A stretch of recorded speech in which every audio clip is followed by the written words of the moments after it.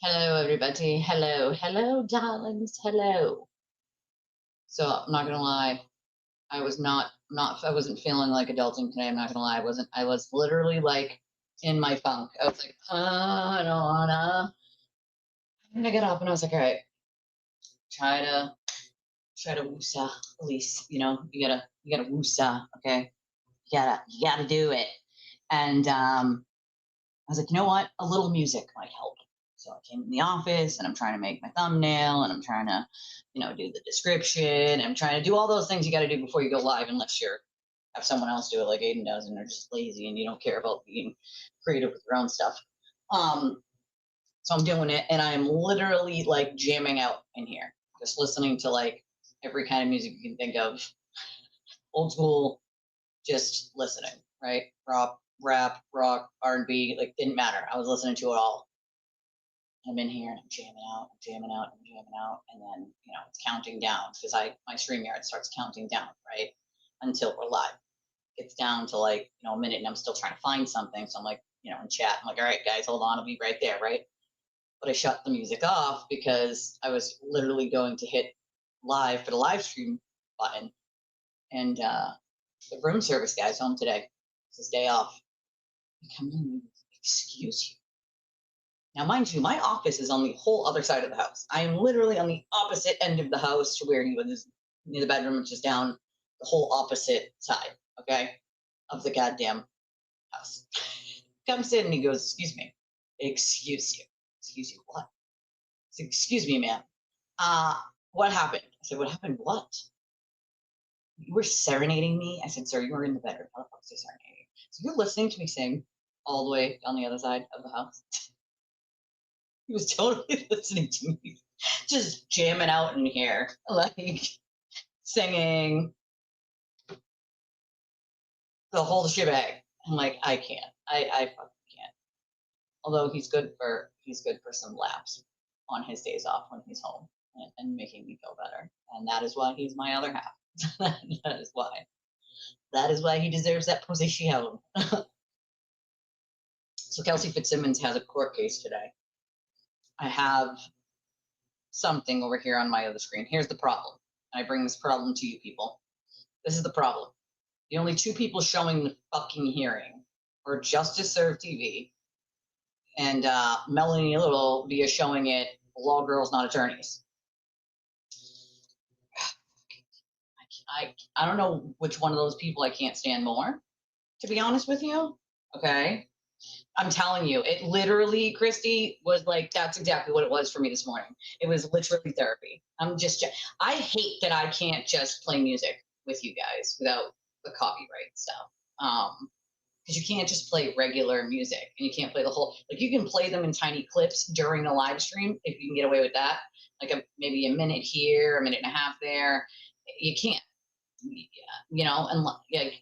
and you would be smart to just shut off your super chats and stuff, because when the stream is over, you're going to get an immediate notice that it's copyright and you have to trim it out or take out the audio, or you know what I mean? Like, so it's difficult to do any music unless it's not copyrighted, like making your own AI music, right? Which isn't the same as like jamming to a song, that like you heard 20 years ago.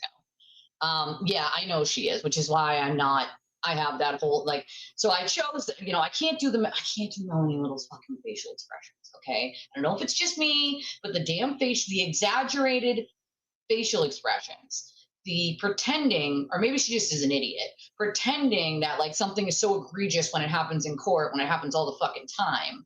Right. And I have to remember, she hasn't practiced law in over a decade, and she was a civil attorney. She was not a criminal attorney. And you can tell because half the shit she says doesn't make any sense and isn't true. So, the problem is that you have people who just assume that if someone is a lawyer or a former judge or something of that nature, then they know it better than everyone. Yeah, we have put that to the test. That's just simply not true. We have plenty of cool law tubers who have simply lied to their audiences for the clicks, for the views, for the popularity. And so it's like, I mean, do you guys remember when I had to literally argue with Betero about whether murder 2 requires intent in the state of Massachusetts? And he argued with me. Now, this is while he was trying to get on Karen Reed's team. And he literally argued with me online, like, I'm an attorney, I know better. I love when they say that. I'm an attorney, so I know better than you. You're just a Twitter lawyer, blah, blah, blah, right? And I had to literally post the fucking law for him. And of course, he had no response to that because he's wrong, right? Didn't require intent. I live in this fucking state. I know this shit like the back of my hand, but he actually argued with me about it. And then, of course, had no rebuttal when he was wrong, okay? So it's amazing to me that so many people still believe some of the shit that these people say. And it's like, just always do your research. I tell you guys that all the time. I don't care who it is, me or anyone else, do your fucking research. Do your research. Do not let someone tell you something and be like, oh, okay, you know, like go look, make sure that it is correct. Laws change by state, okay?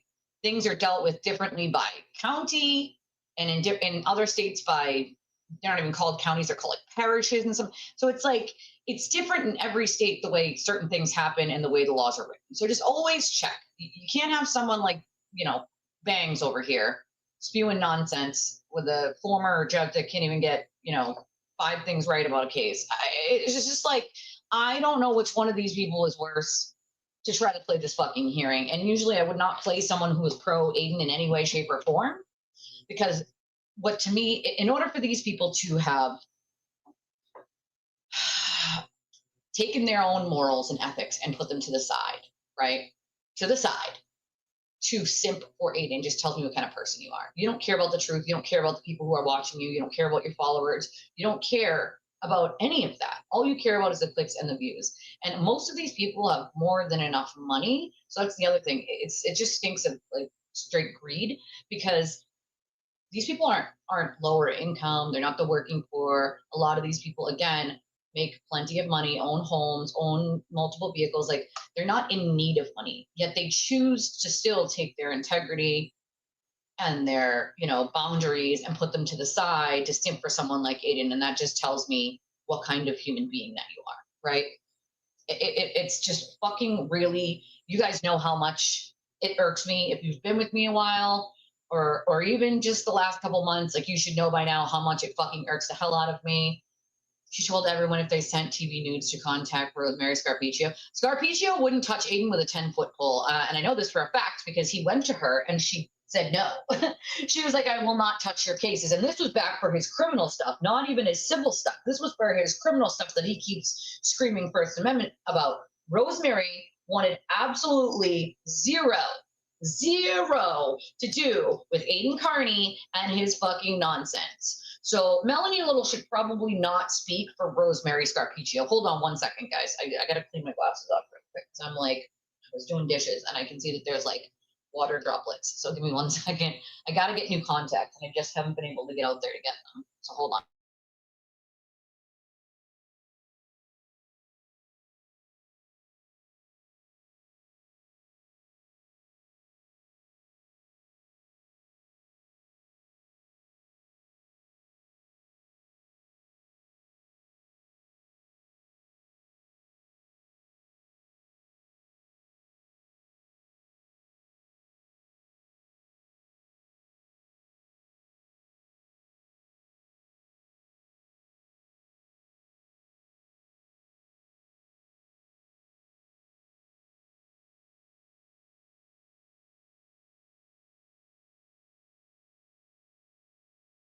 Okay, sorry. I needed to just clean my glasses off because that was aggravating me. I need to get my contacts. I just haven't.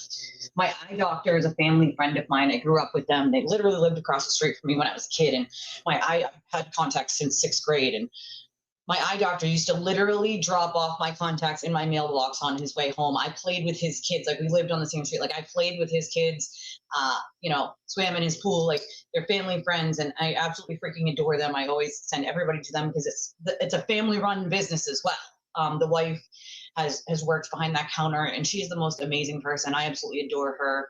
Shout out to Barbara, and the whole family as a whole. But I moved years ago.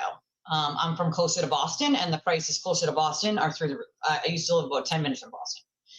And yeah, the prices are insane. No one, at least that doesn't make a substantial amount of money, can really afford to live in those areas. And so I had to move south. Well, yeah, I mean south, but it's more like southwest-ish. So I'm on what we call the south coast of Massachusetts. And so I'm about 30, 40 minutes, depending on, what route you take and how fast you drive. But about 30 to 40 minutes from where my eye doctor is. And so I have to get down there to get contacts. And since I don't drive, that's a tall order sometimes. I can't believe she actually said that. Like, Scarpiccio wouldn't help him she wouldn't touch him with a 10-foot pole. She already said no. You know what I mean? Like, no. Proctor could have sent them around. Does she know how ridiculous that is? He wasn't any part of Aiden's case. 0 parts of Aiden's case had anything to do with Proctor. See, that's the thing. Like, spreading misinformation like that leads people to believe, oh, Proctor was on Aiden's case, blah, blah, blah, corruption. That didn't happen. That didn't happen. None of that is true. Not even a little bit. Melanie Little doesn't care about information, let's be honest. Someone said it earlier. I feel like she thinks she's on a TV show. Sassy said it. Like, come on, stop it. Like, that's ridiculous. It does. It only takes a few searches. You are 100% right, R. Catch your eye. I agree with you. It's caring to know, like, who these people are and that they're willfully lying to their audiences. It just chaps my ass. Let's just put it that way. It chaps my fucking ass. I don't like it. I don't appreciate it.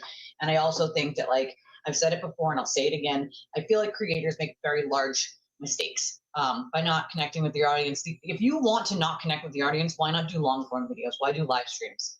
The whole purpose of a live stream is because you can connect with your audience immediately in real time, right? Why not connect with your audience, right? They choose not to. They choose to only read things that are super chats or super stickers. I think they're missing out on getting to know the people that support them and love them and watch them. And it fucking chaps my ass when I hear them say something that I know they know is a lie, right? I know that they know that it's a lie and it's coming right out of their mouth because they think that's what their audience wants to hear. And they know it riles their audience up to donate more. It's just, where are your boundaries at that point? Where are your ethics? I just don't think a lot of these people have them anymore. Of course they have. A lot of them got new cars, houses, apartments. And I don't think there's anything wrong with, like, making money while you're streaming.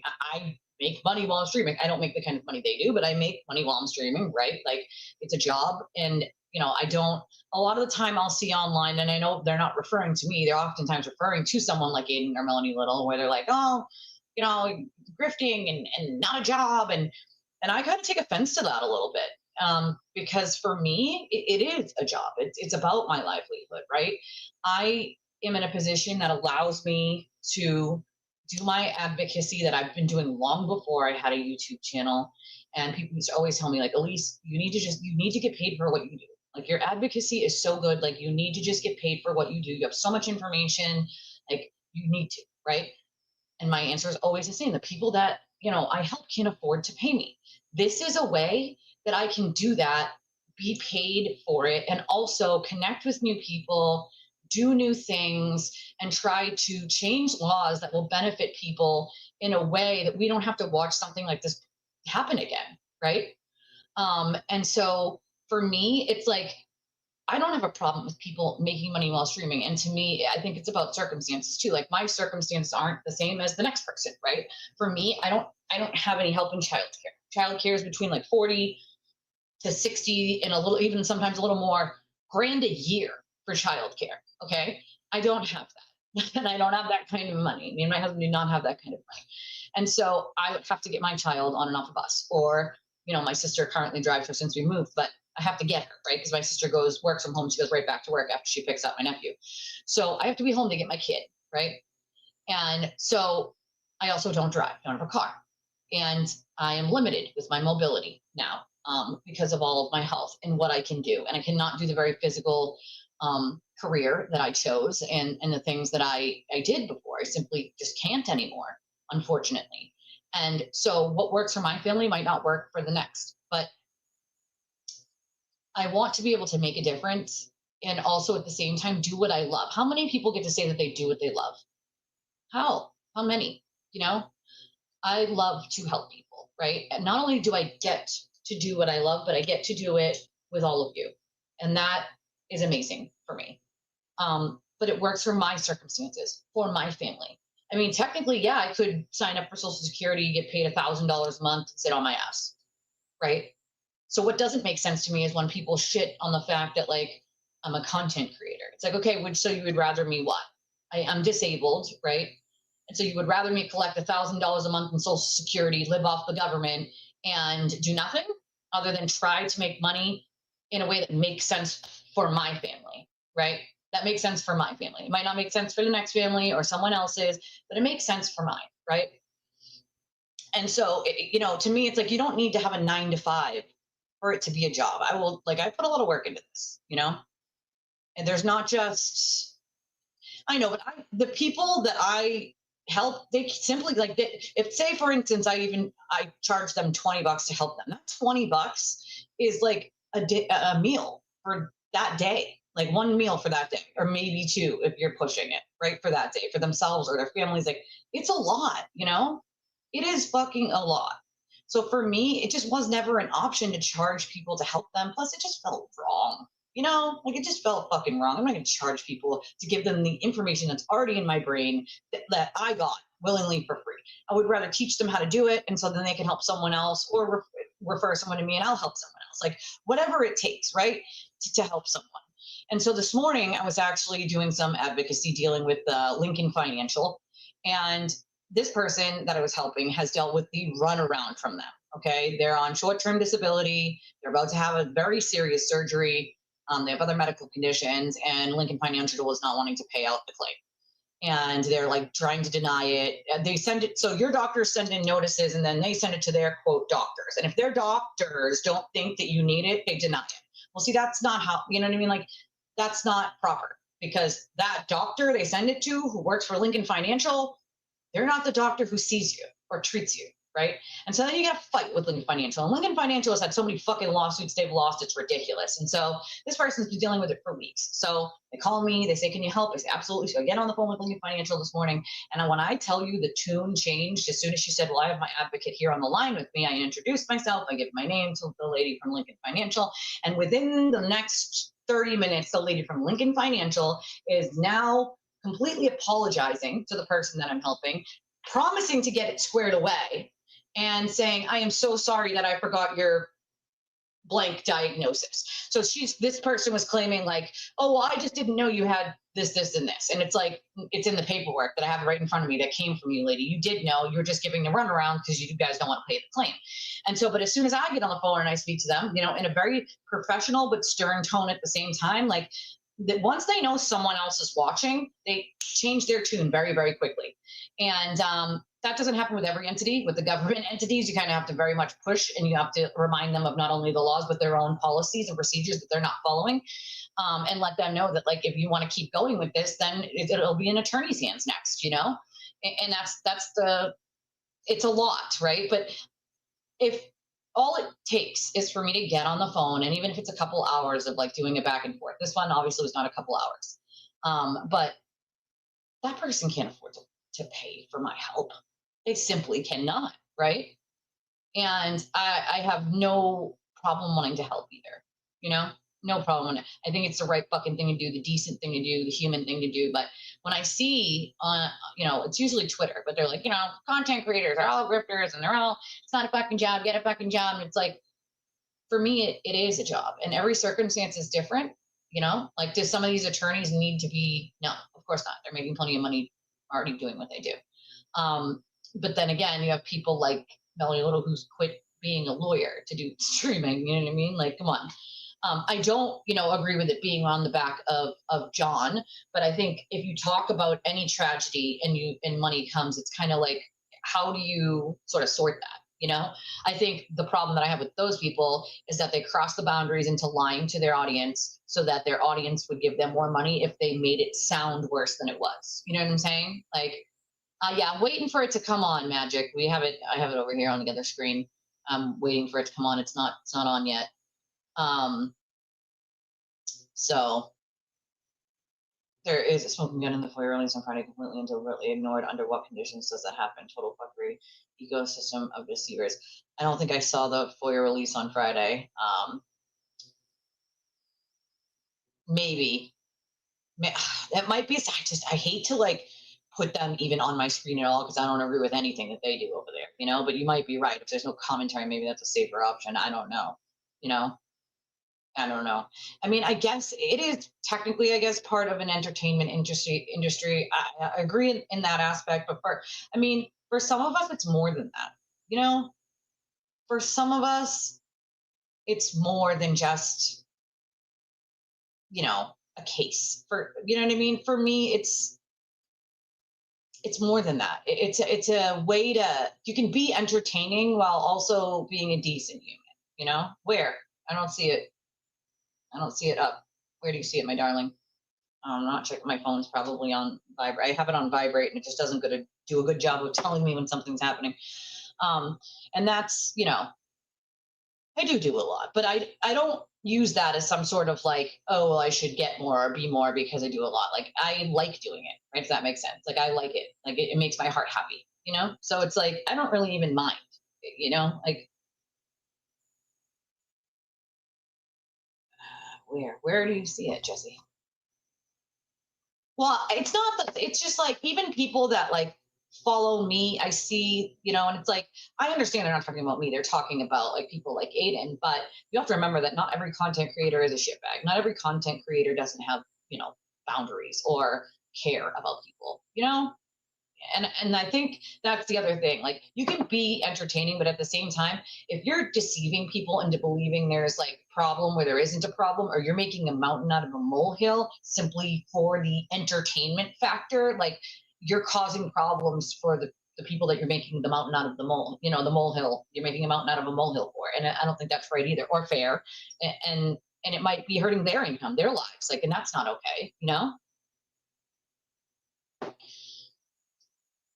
It should be like informing people, helping, like doing what you can when they ask, but don't overstep, you know, like I tell people, like, if you need my help, you let me know. I don't push my help onto people. No, I don't think Mike has it. I looked earlier and it was just justice served and law girl's not attorney. Judge seems to be listening and hearing. Okay, let me look. Let me see if I can get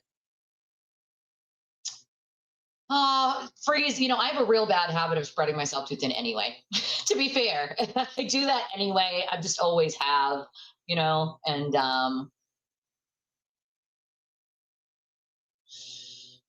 okay, what is it?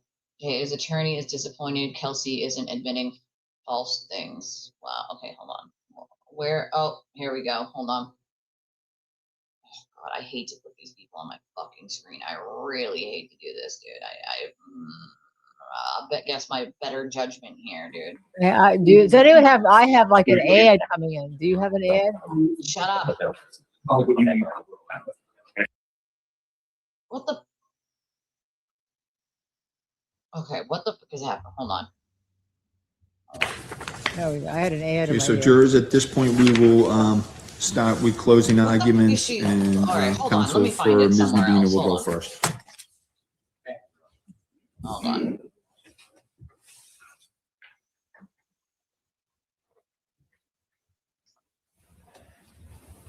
Turtle chats are real. I have 2026, okay, and we're still talking this about this is not it, Joy. This is Hank Brennan. Okay, that's Hank Brennan. He actually told me that a dude from what was it, Bangladesh. He paid a guy off Fiverr from Bangladesh to make his turtle chat links for him. Now I made my own links through my own stuff, but you can do that.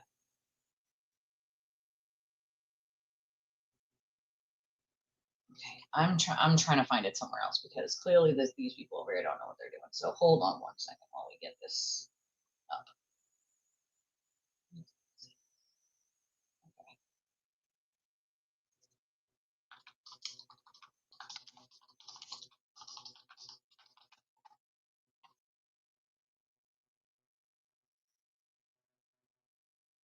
All right, got it.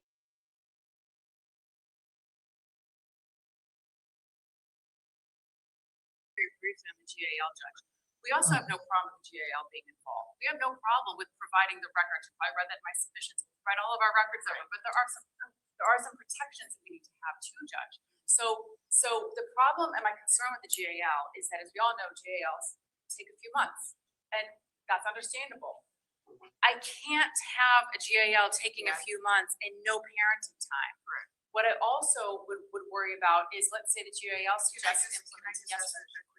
Is your client's position that there be no parenting time until the guardian ad litem investigation is complete and the recommendations are provided to the court? Not at all, Your Honor. In fact, I have offered, if you look at my prayer for relief, my Yes, motion, yeah. that entity, I had contacted their clinicians.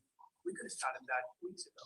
They What's didn't your want to. client's opposition? Yes, Your Honor, what Say they no, Judge. offered, because what they offered was at a center, it's a very sterile place, for a 14-month-old and another to reunite, for less than 2 full days over 60 days, Judge. That's not a reunification. That's punishment. That's not co-parenting, Judge. So what we suggest, that's why I thought, let's start with a little bit of supervision. At home with the supervisor. At home with the supervisor. I provided a photo of the room that she has set up in Newburyport in her home, with a supervisor, short period of time. Then we can expand that to just her parents or it doesn't matter who it is, but the child's also been cut off from her entire family, Judge, her entire family. So I suggest a stepped up parenting plan, and then maybe in the interim, we could have this GAL be doing all the investigation, reviewing records, but we need to start something more than 1 hour a week, Your Honor, or a few hours a week. To be fair, that's what most people get, an hour a week. Absurd. So there For a few seems to be months. Some agreement to a guardian ad litem category. Yeah, sure. I do have someone in mind. If you want to submit recommendations, you're willing to do so. You're welcome to do so as well. As far as I believe that it makes sense, at least for the short term, for Katie to remain primarily in that sphere, because there is some distrust and some concern about past events. But that has to be weighed with the fact that Kaden has been completely disconnected with one person who body as well. And we're not dealing with purposeful neglect, we're dealing with mental health issues. So I think it's extremely important, yes, to keep Kaden safe, right, first and foremost. But equally important is reestablishing his connection with his mother. I think that has to happen imminently, and I don't think that 1 hour per week is appropriate. She needs to bond with this child, and this child needs to get to know his mother again. I agree with you. And I'll point out, Judge, we weren't looking for it to be 1 hour a week. In fact, what I was suggesting was exactly the time my sister was suggesting promotion. It's identical. So it was not 1 hour a week. It was exactly what my sister had suggested in her motion. It's really the same thing. I'm seeing some disagreement with your sister. Would you like to clarify, counsel? Sure, Judge. I'm not sure what my brother's looking at, but we had suggested up to a few weeks for the initial supervision with a professional supervisor, and another few weeks with her parents as supervisors. And that took about 2.5 months for that, and then to bump it up to a 50-50 type parenting plan, assuming no issues or no concerns were again raised. So that's far more than. Sorry, Kelsey, does your client have concerns about the maternal grandparents? We do, Judge. I don't think it's appropriate that they be the supervisors because they've been involved in this case too. If you read their reference to some of my pleas as well. And candidly, but I also read that they stepped up when help needed. they did. And he They called did. them. We wouldn't, sometimes. Judge, we wouldn't be They opposed. behaved in a way that some may Right. argue were not in their daughter's Understood. interest. This isn't a case where we're asking that they not be allowed to go to supervised parenting time. We think it should be by a professional person. And the reason we had suggested a place, I suggested a place that the court does use frequently. Ken's 14 months old, Judge. Like, I'll give you an example. On Saturday, he was on the floor. We had toys set up in blankets. He could be anywhere. It doesn't. How is that different from having a professional supervisor in the home? They're going to be Well- taking notes. They're going to be observing. It's going to be a Right. licensed mental health care professional and a mandated. Understood. I think the issue is who would that be? And, Well, they suggested someone. right, it was absolutely inappropriate. Why is she Well, inappropriate? first of all, one person they suggested is out in Pittsfield, and her job is, I think she works on cases with Tim Brado co-counsel on criminal cases. I saw no experience in this area, number one. The second person was a woman with 6 years experience. I called her just to talk to her. I don't know if She didn't call me back. I don't even know if she supervises. I don't know if my sister spoke to her. I think he's talking about her name's Emily Connell now. I think she was on she was GAL on a recent case of mine, which wasn't perfect for my client, but I think that's what made her fair. She saw both sides, and I didn't realize that my brother contacted her. I have no problem with contacting her. I did not contact her about this case either because I didn't want anyone to be biased when and if they were available. Just because she's had 6 years of experience doesn't mean she's not experienced with supervised parenting, and she is a qualified GAL and support judge. But it doesn't say that she supervises. As you know, the court, we have a standing order. Do you have any suggestions on? No, Your Honor, I think this is one of those cases, Your Honor, where we would defer to the court. On the GAL, I am a GAL as well. I would be like, and I have a lot of people I know who are GALs. This is the kind of case where I think if either party chose, it would be met with suspicion. I think it's the case where, as the JL supervisor, you don't get to choose. That's a bias. Would be helpful, though. I think I have 2 names that Mom has given the court. It would be helpful if the dad gives 2 names as well. For a supervisor? For a professional supervisor, I'll if do the that court too. were to go that way, because I think it's only fair that each parent is able to suggest someone who they believe is appropriate. I will take this matter under advisement. I'm not your sitting judge, so this case will be heard from here forward by Judge Ulwick. However, I think the issue of whether or not a guardian ad litem should be appointed is imminent, and that is something that I will consider in my order, as well as a detailed parenting plan and what that would look like. Your Honor, just one last thing. My brother and I both have in our papers that we want the parties to start communicating by OFW. I think that needs to start immediately. If Your Honor could put that into an order, that would be wonderful. Yes, and I will refer to both of your proposed orders when I'm drafting the order for custody, so I can make sure I. And my client just reminded me, Mother's Day, if Your Honor could put in an order for that. Absolutely. Mom should have Kaden on Mother's Day. Your Honor, I have in my motion about popular wizard as well. I have a caveat in there that those messages between them not be disseminated on social media. Absolutely There's not. a lot of social media. Absolutely not. This is in this case. We need to photographs of the protect child. Kaden as That much needs to as stop. possible. Absolutely not. Mother's Day is. I should know this. The fact that I don't know. I'll answer all your questions, guys, when this is over. Okay. What, if anything, would your client feel comfortable with as far as parenting time on Mother's Day? What is your client looking for as far as parenting time on Mother's Day? Anytime, Your Honor. Obviously, she wants as much time as she can have. She'd love to have him in the morning, all the way through the evening, maybe even be able to, feed him, play with him, those kinds of things. I'm sure her mother would also like to be present. But anytime, Your Honor, is wonderful for my client. Your Honor, I just want to again stress to the court, our primary concern is the child's safety. The passage of time alone doesn't negate a lot of what's happening. We don't have any information about the stats of most mental health. So I can appreciate that. I don't think that one day reuniting with the mother and his grandmother and his side of the family is going to put him at risk. I think that will be good for Kaden.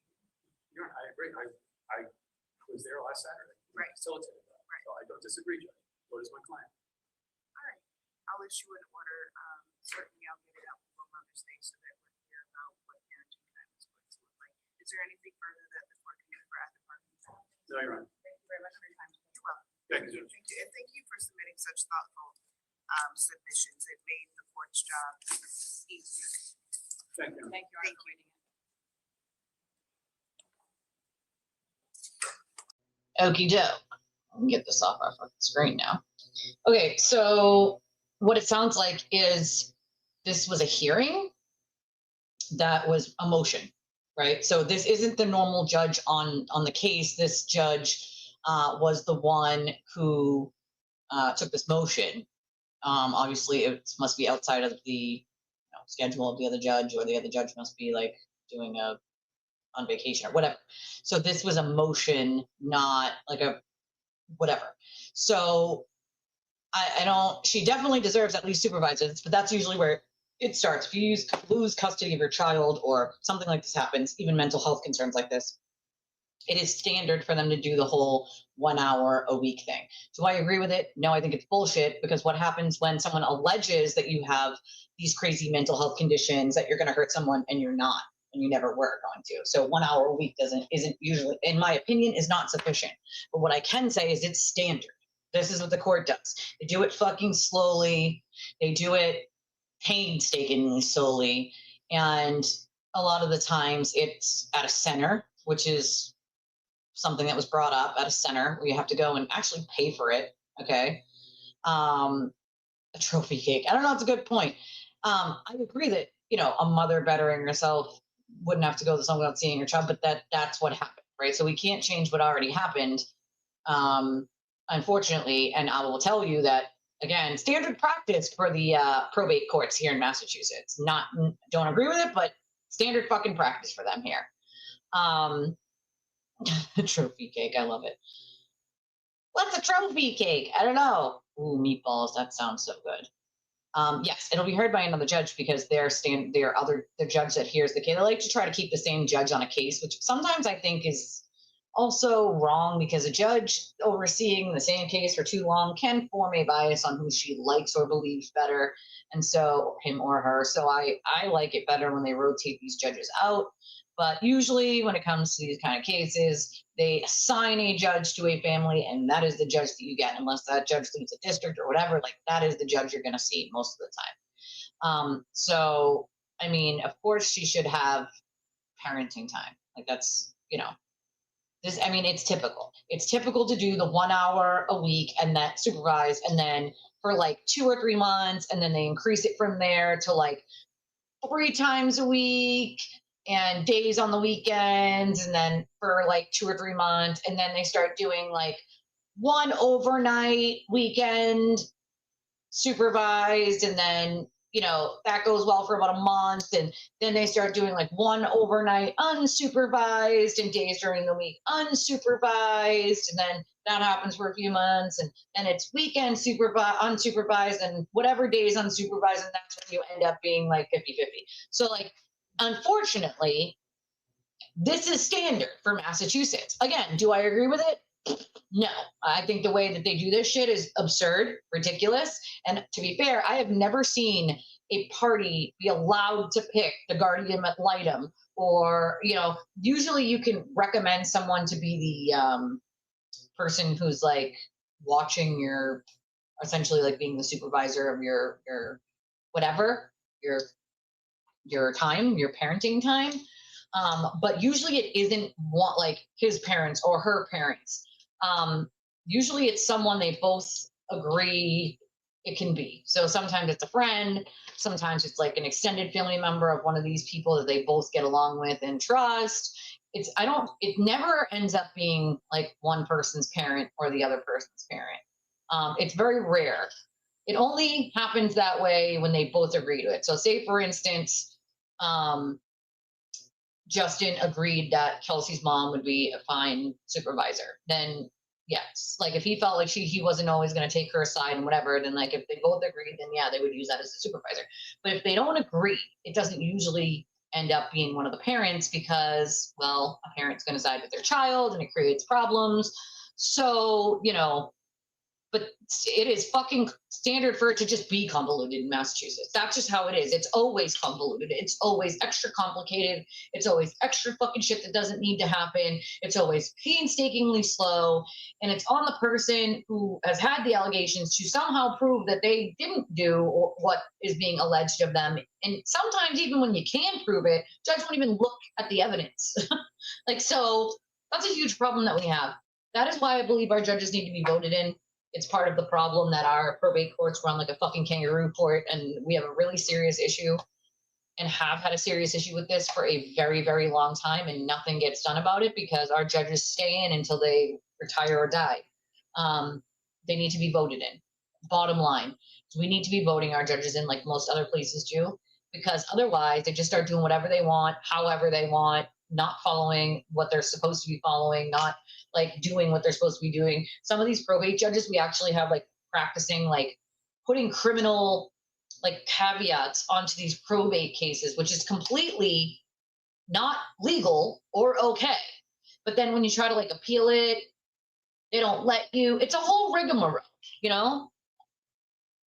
Yeah, it is the process, but it is fucking long, you know? Yeah, and voted out when they can't do what they're supposed to do correctly, which happens all the time, you know? I think it's unfortunate that the process is so fucking slow. That's the shit that pisses me off, is why does it have to be so fucking slow? Because you have to think about it. Okay, I get it. For people who do have some really serious mental health concerns, like safety is a serious issue, right? Especially if they've shown any aggression or violence in the past, because of course the pattern can happen again. And then something horrible happens, right? And you don't want that, right? So I get the court's caution on that. But at the same time, if you have people alleging certain things that just didn't happen, or you know what I mean? Like a lot of the times it's a breakup that happens and then there's like a tit for tat. Like he did this time and she did that time. And it's not anything that's like putting the child, they just want to like shit on each other. And then when one person lies, the next person lies. And then they're both lying about each other to win. And it just creates this whole fucking mess that doesn't need to be created. And to be fair, I feel like the courts sort of create that scenario in some ways by the way that they operate and the way that they do shit. And it's unfortunate, you know? Like, I don't think I've seen too many instances of them getting it right a lot. The painstakingly sort of slow process. What it sounds like, though, is that she's going to get Mother's Day, which is good. She should, right? It's Mother's Day. There's no reason why she shouldn't be able to see her son on Mother's Day. Sounds like it's still going to be supervised, and it sounds like they're going to have a guardian ad litem. But like Justin's lawyer said, the guardian ad litems take forever. They take months. And it would be inappropriate for the guardian ad litem to be the guardian ad litem that always works with one lawyer or the other, because then that there could be a biased situation. So it's usually appropriate that the judge assigns the guardian ad litem. Also, I'm not a huge fan of guardian ad litems to begin with. There's too many things that can go wrong there.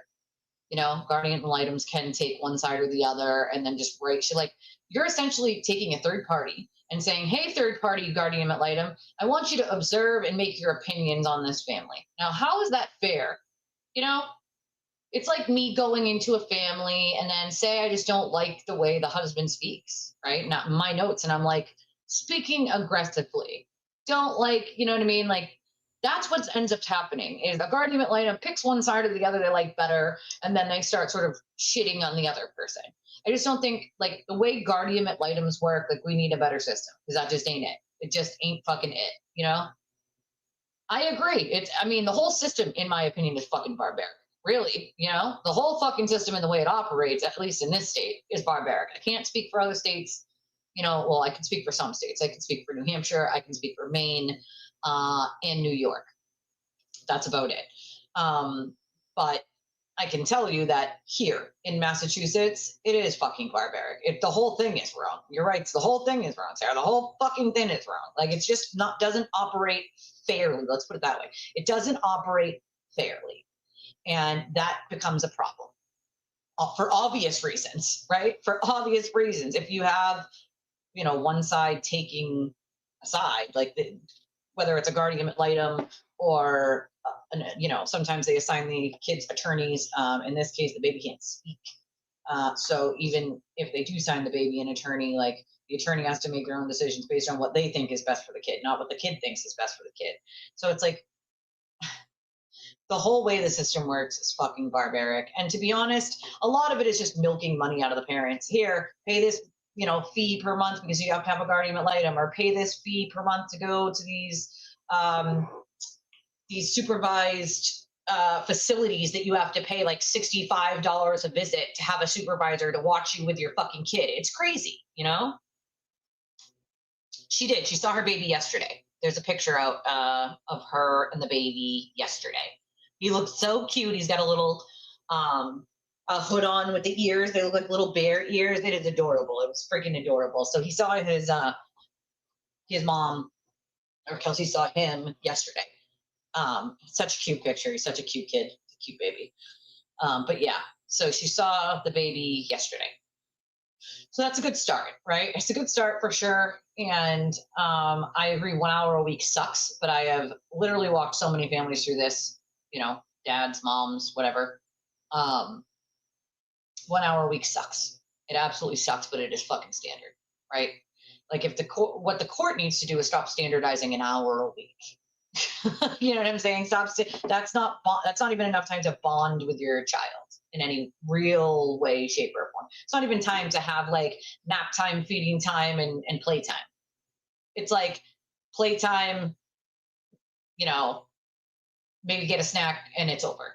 You know, an hour is definitely not enough time per week with your child. But I can say that it is fucking standard, unfortunately. It's unfortunate, but it is. I'm wondering to myself, what crazed lunatic things is Melanie Little saying right now? Like that it is normal, that it's not standard, like it is.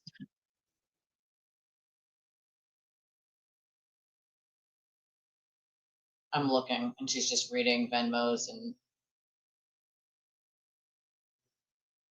making faces.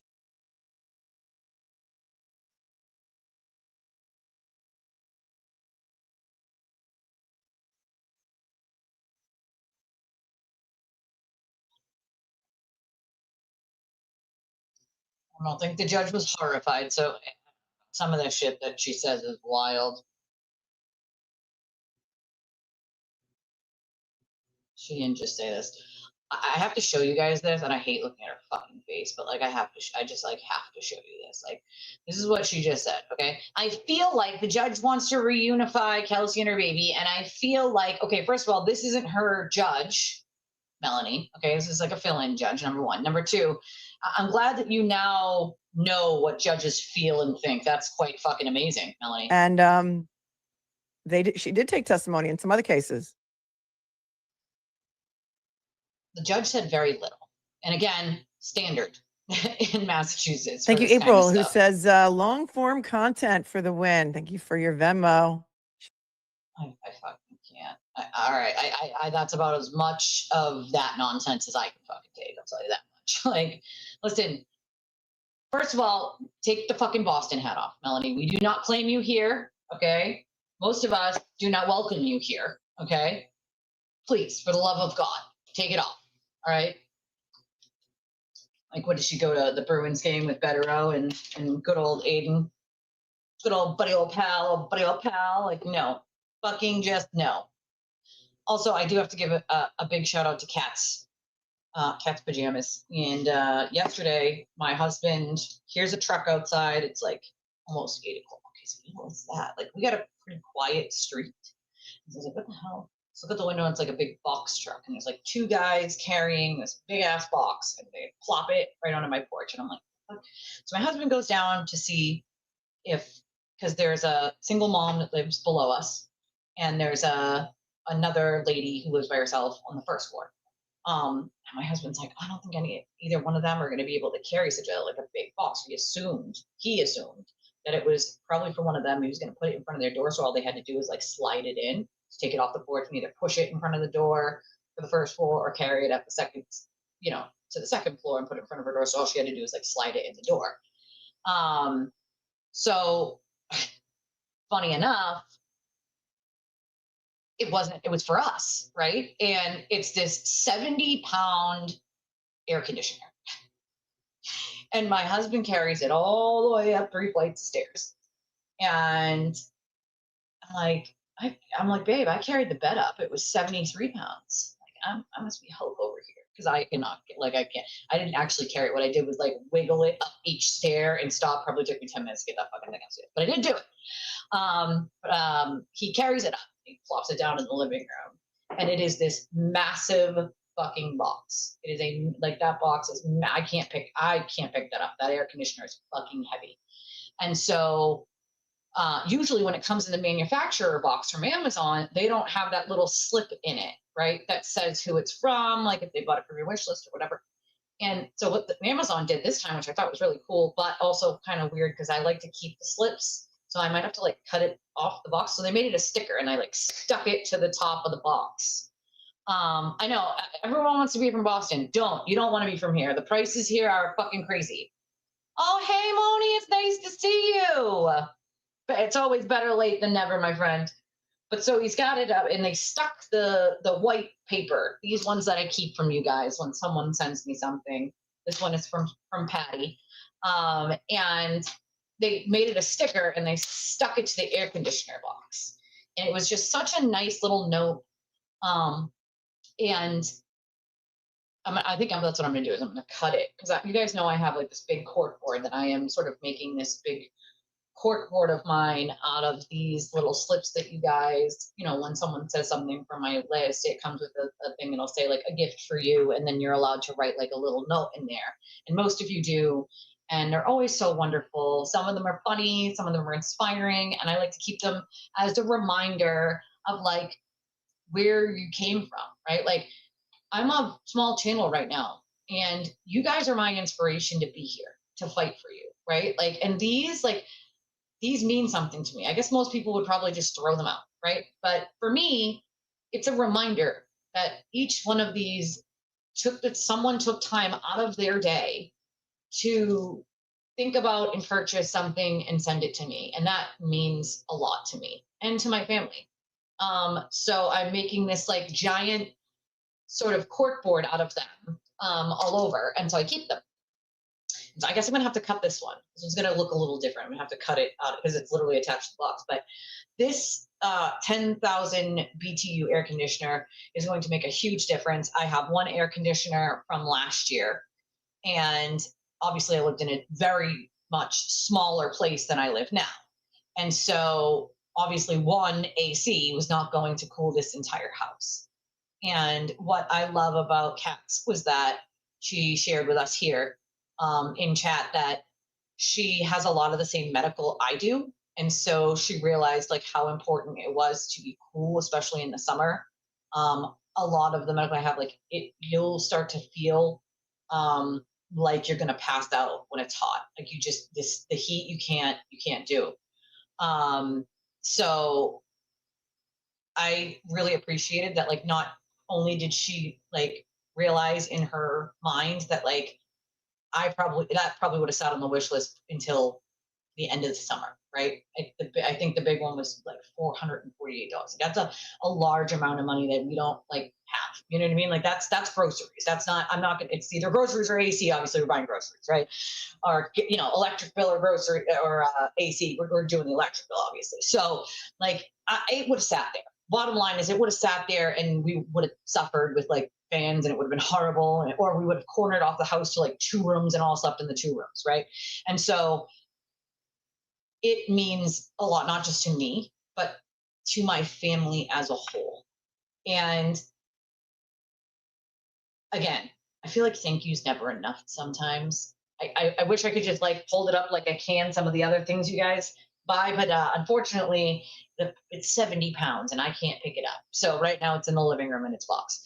But I did end up getting a email from her, and it was a beautiful email, and it literally had me in tears because it just, not only did she share some things with me and just say some really, really nice things, but she shared with me that just like some of you, what the irony of it is that she found me. Guess where? Let you guys guess. Where do you think she found me from? I'll let you guys guess and see if you can figure out where she found me from. Okay. But this wonderful human being wasn't done just yet, right? She didn't stop with the first air conditioner. She then purchased the other one on my wish list. Now that's not here yet, but she shared with me the shipping stuff. Like she took a screenshot of like all the shipping information and like when it was supposed to be here, whatever. And when I tell you that she was more than generous with the things, she didn't just stop at buying the 2 air conditioners either, And so I don't really know how to say thank you more than thank you. And a lot of things have been wiped off the wish list lately. And I appreciate you guys really more than you probably were ever realize, because everything for the house or something that we need for the house, especially things like that, like the air conditioners, like things that we need for the kitchen and things like that. Like even just Marsha the other day getting me the like towel hanger that goes over the door. I had that on there for a while and I've been eyeing it for a while because right now I don't have like a closet or anything in the bathroom, right? And I have this weird window. You guys know about the window in my bathroom, which is like inside the tub, like so weird. But all that stuff would sit there because I don't, usually have a lot to spend to buy this stuff. And so my family is now going to be comfortable in the summer. It's going to be cool in my entire house, not just cornering off rooms like we've had to do in the past where it's like maybe the living room and the bedrooms and then it's like hot as hell when I have to cook in the kitchen. Like it's going to be cool while I'm cooking in the kitchen. I don't think you understand how exciting that is for me. Like it's the little things for me. All right, you guys, like it's the little things that make me happy. I'm not kidding. I'm such a sucker for like little things like that over the door towel hanger. Like now, instead of throwing a towel on the floor or directly into the laundry basket, my husband can hang it up on the towel hanger, which I love. It makes a difference, even little things. I think the over the door towel hanger was like $12 or $15. Like I kid you not when I say like, it's not about how much something was. It's the thought, right? It's the little things. And like just being cool while I'm in my kitchen, being able to cook, or no matter where I am in my house. Like it was brutal last summer, even like working in my office because the AC, it was supposed to be, we got one of those little stand-up AC things, and it was supposed to be like good, and it works more like a fan. It didn't work like an AC, and it sucked, and it was hot as hell. So hot, so freaking hot, and it was brutal. But I am now like, I can put one air conditioner on one end of the house, one on the other, and one in the middle, and it'll cool the whole 3 bedrooms, living room, and kitchen. Like that is freaking amazing, right? That is freaking amazing. Yeah, I had to get that stuff that goes over the window. The like non-see-through sticky stuff that you stick on the window. I had to do that because otherwise you could see right through the window. The neighbors would see us, I saw your text message, and I would love to do that, but that also costs money to be able to do that. At the end of May, they want I don't know who specifically, but they want to use my daughter's husky in a movie. Her service dog, her husky, in a movie. And so she's got to take a trip to Maine at the end of, correct me if I'm wrong, it's May, right? The end of May. I would love to go with you. I would love to do that. But again, that costs money that I don't have, darling. But it would be fun. You're still going to have fun though, right? You're still going to have fun. Oh my God, that's so funny. Someone's trying to get up on a railing to sneak a peek. That's hilarious. A rent. Do you know how expensive a fucking rental car is? I don't even have a regular car. Never mind a fucking rental car, dude. Like frick. Yeah, you could put a towel, or you could do a curtain, but then they get like, I assume they would get like moldy after a while because of the water, or they would smell. So it's like, that's why I got the clingy stuff for the window so that it can't see in. I can't even really see out. You're supposed to be able to see out a little. I can't really see out. And you can cut it, which is great. You can cut it so it fits. And I think it was Vanessa who got me the new holder for the toilet paper since mine broke. I still have the piece to it. I'm still so mad about that. I had just gotten this fucking thing. I just bought this fucking thing. So Vanessa got us a new one, but the one that she got us actually has like a holder for your phone. So while you're using the bathroom, you can put your phone on the little holder on it. It's amazing. And I put that thing together, obviously. So end of May, she said. End of May. Do you know how much a freaking rental car is? That's like hundreds of dollars. I don't know what day specifically, but or even where. Like where in Maine? Island? No. I'm special like that? That would be so fun. Listen, I would totally go if I could figure that out. First of all, Dad works on the weekends, you know that. So I'd have to have someone watch your sister. Then transportation would be an issue, considering I don't have a car, you know. But that sounds like an amazing little trip, you know. It's an island. Is it near Bar Harbor? I know they have islands in Bar Harbor. I don't know where. I have been all the way up to the tippity, like almost tippity top of Maine with my friend. Her daughter lives like way the hell up. I think it took us like 6 or 7. I can't remember. No, it was more than 6. It was like 9 hours, I believe. It's like it was close to 9 hours that it took us to get to where we were going. So we left at like 4 in the morning or something like that, 3 in the morning, so that we could get back, you know, in the afternoon time here. But it was a long ride, although it was fun because I was with my friend. Caribou, yeah, that's way, way up there. I can't remember the name of it's like a little town, like a little tiny town that like most people don't live because it's literally in the middle of nowhere. And a lot of them are like, a lot of the area had like what you can tell are like vacation homes, if you will, like cabins and like even abandoned houses that like are boarded up. Like it was just like one of those areas that like, you know, it's like a small place that like most people don't live. I guess most people either go into Canada or not, you know? I mean, definitely a good opportunity. And I guess the dog will be in a movie. So there'll be that, you know, that'd be fun. I mean, haven't they already used the dog in a movie before? Was it Aurora or was it, which dog was it? I feel like it was, wasn't it? You can only get to it with a ferry. Yeah, see? Sounds like Martha's Vineyard. Sounds like Martha's Vineyard. I've been to the vineyard a few times on the ferry, and it's a blast. Although it's expensive because it's an island. It's expensive as hell because it's a fucking island for sure. So let me see. Hold on. I gotta get Melanie a little off the screen over here because you can't look at her face. It's really obnoxious. I'm not lying. It's obnoxious. So yeah, Aurora was already in a movie, I believe. Yeah.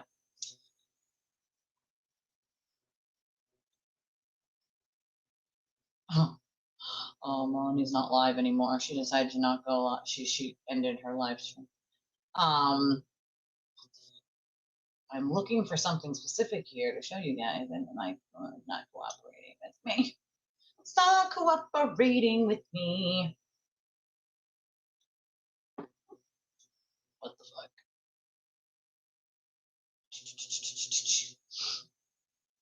God. Hold on one second, you guys. So today was going to be just a very, you know, chill day for the show. You too, Jane. Because I didn't have anything specifically scheduled, of course, for the show. May 18th. Well, that's if she's not having surgery. That, you know what I mean? Surgery is supposed to be scheduled this week, so we'll find out. She can't be having her after surgery, so that's a whole nother thing. You know, May 18th to 29th. Oh, that's a long time. That's 10 days. Are you insane? Can't be gone that long.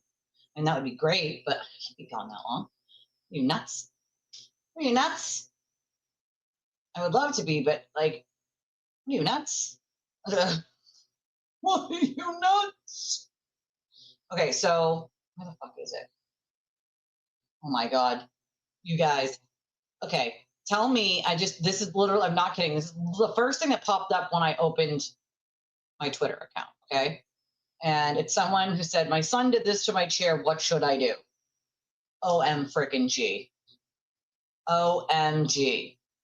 I would scream and then probably cry if my child did that to a chair. I will tell you that much. I will tell you that much. Yeah, I get that they paid you to go, but it's about being gone that long. You know, you have a little, you're an adult. You have a little sister. I have a little. It's a tall order, my friend. It's a tall order. I'll see what I can do. I'll see what I can finagle. I can't promise anything, but I will see what I can do. All right, let's see.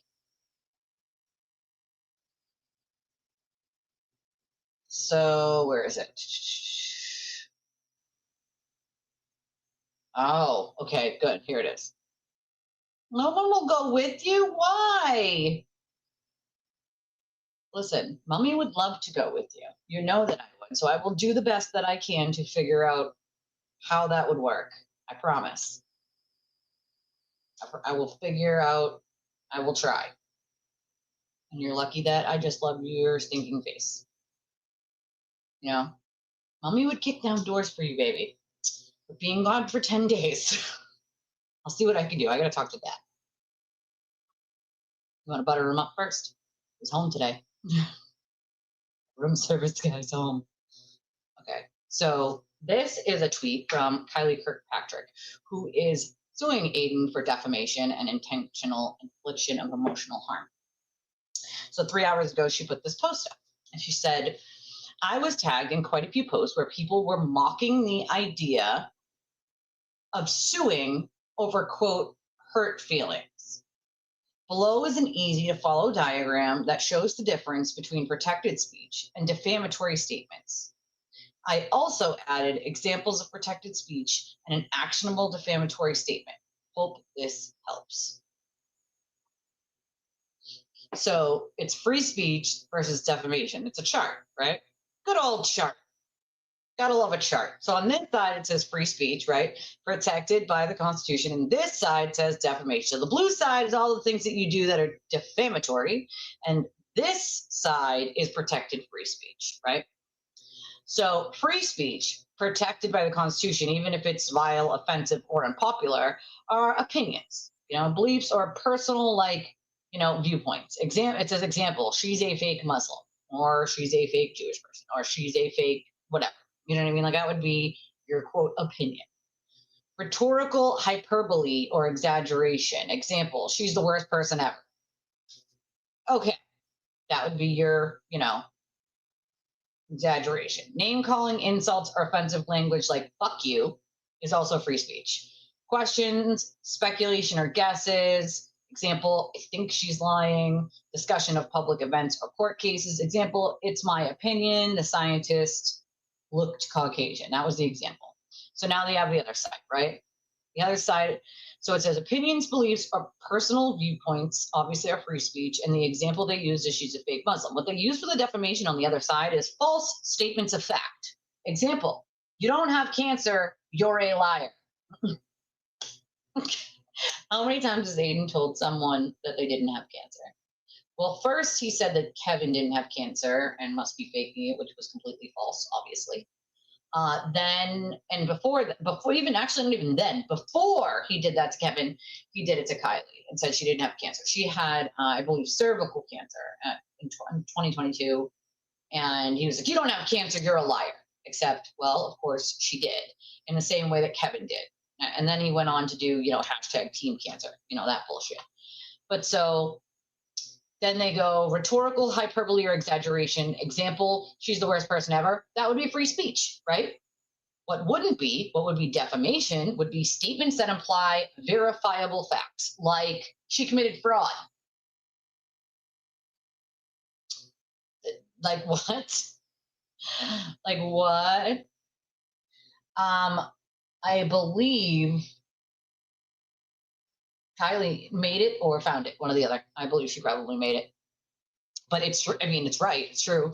So it says, the example on this one, statements that apply verifiable facts. Our example, she committed fraud, implies a provable criminal act, right? And that's why it's defamation. It implies a provable criminal act when it can be proved that they didn't, right? And you're still saying it.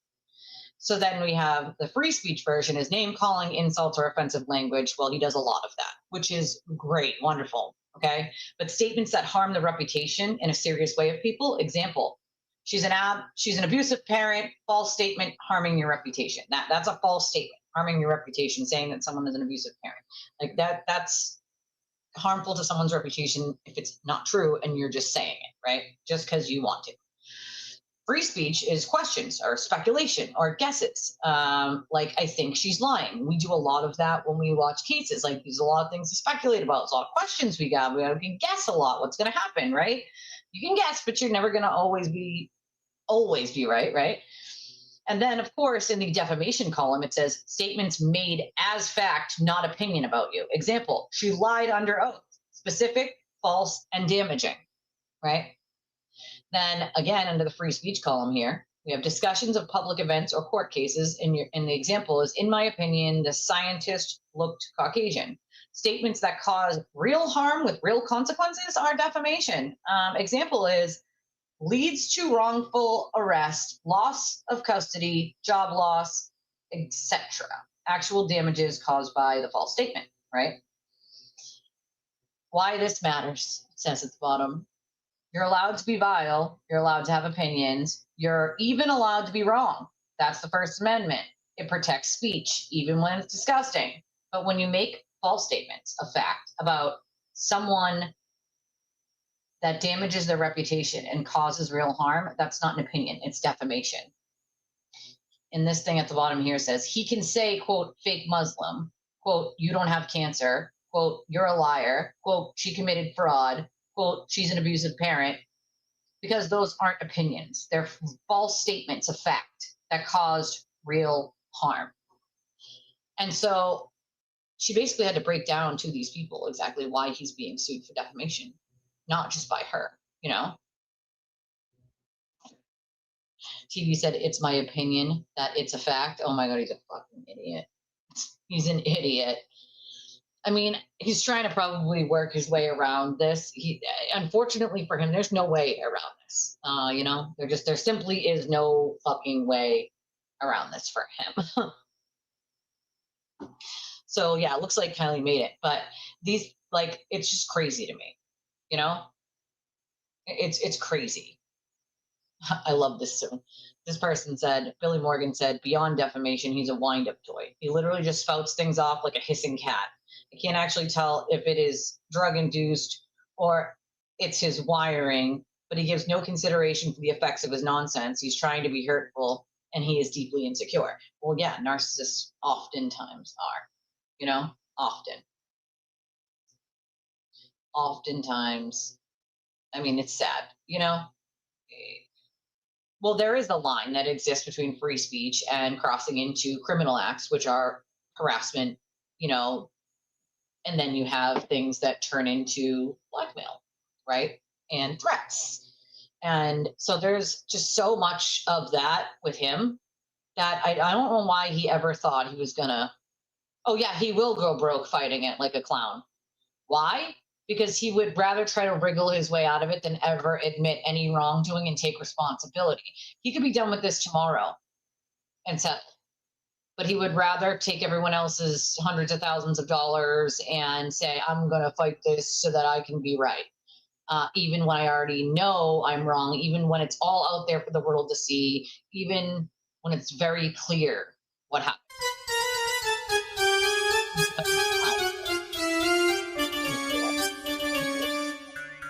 Well,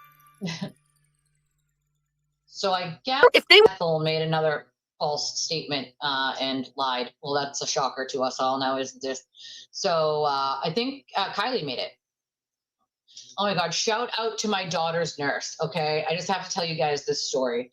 So my daughter was on the phone with me the other day, and I was like, oh, you obviously haven't watched lately, right? Because it was something that I was telling a story about. And I was like, oh, you obviously haven't watched lately, because she had informed me not that long ago that when her, you know, she has a visiting nurse who comes and at her house. And so she was telling me, and y'all, my oldest daughter, let's be clear, she's not a child. She's 21, she's an adult. But she has a visiting nurse come because of all the complications with her disease and all the things that need to be taken care of. And so she has a visiting nurse that comes. And I am informed by my beautiful daughter that her and her visiting nurse watch the show. Friends of the show, right? They watch the show. And I'm like, your poor nurse, your poor nurse watching your mother act a fool. I said, you better tell her that I cannot be responsible for the things that just fly out of my mouth sometimes. It's not my fault, all right? It's not. It's simply not my fault. I just comes out. All right, it just comes out. But my daughter was just like, yeah, we watch and we're just laughing our asses off because you're fucking you. And I'm like, I'm me. Like, I'm me. I can't help it. I literally can't. So shout out to my daughter's visiting nurse. Amazing. You are now a legend of the show here. I think Aiden's 3 feet tall. That's my opinion, so it's a fact. I love you, making. Let's get him a bottle and a binky and we'll get him one of those little high chairs, like they used to give you at Friendly's.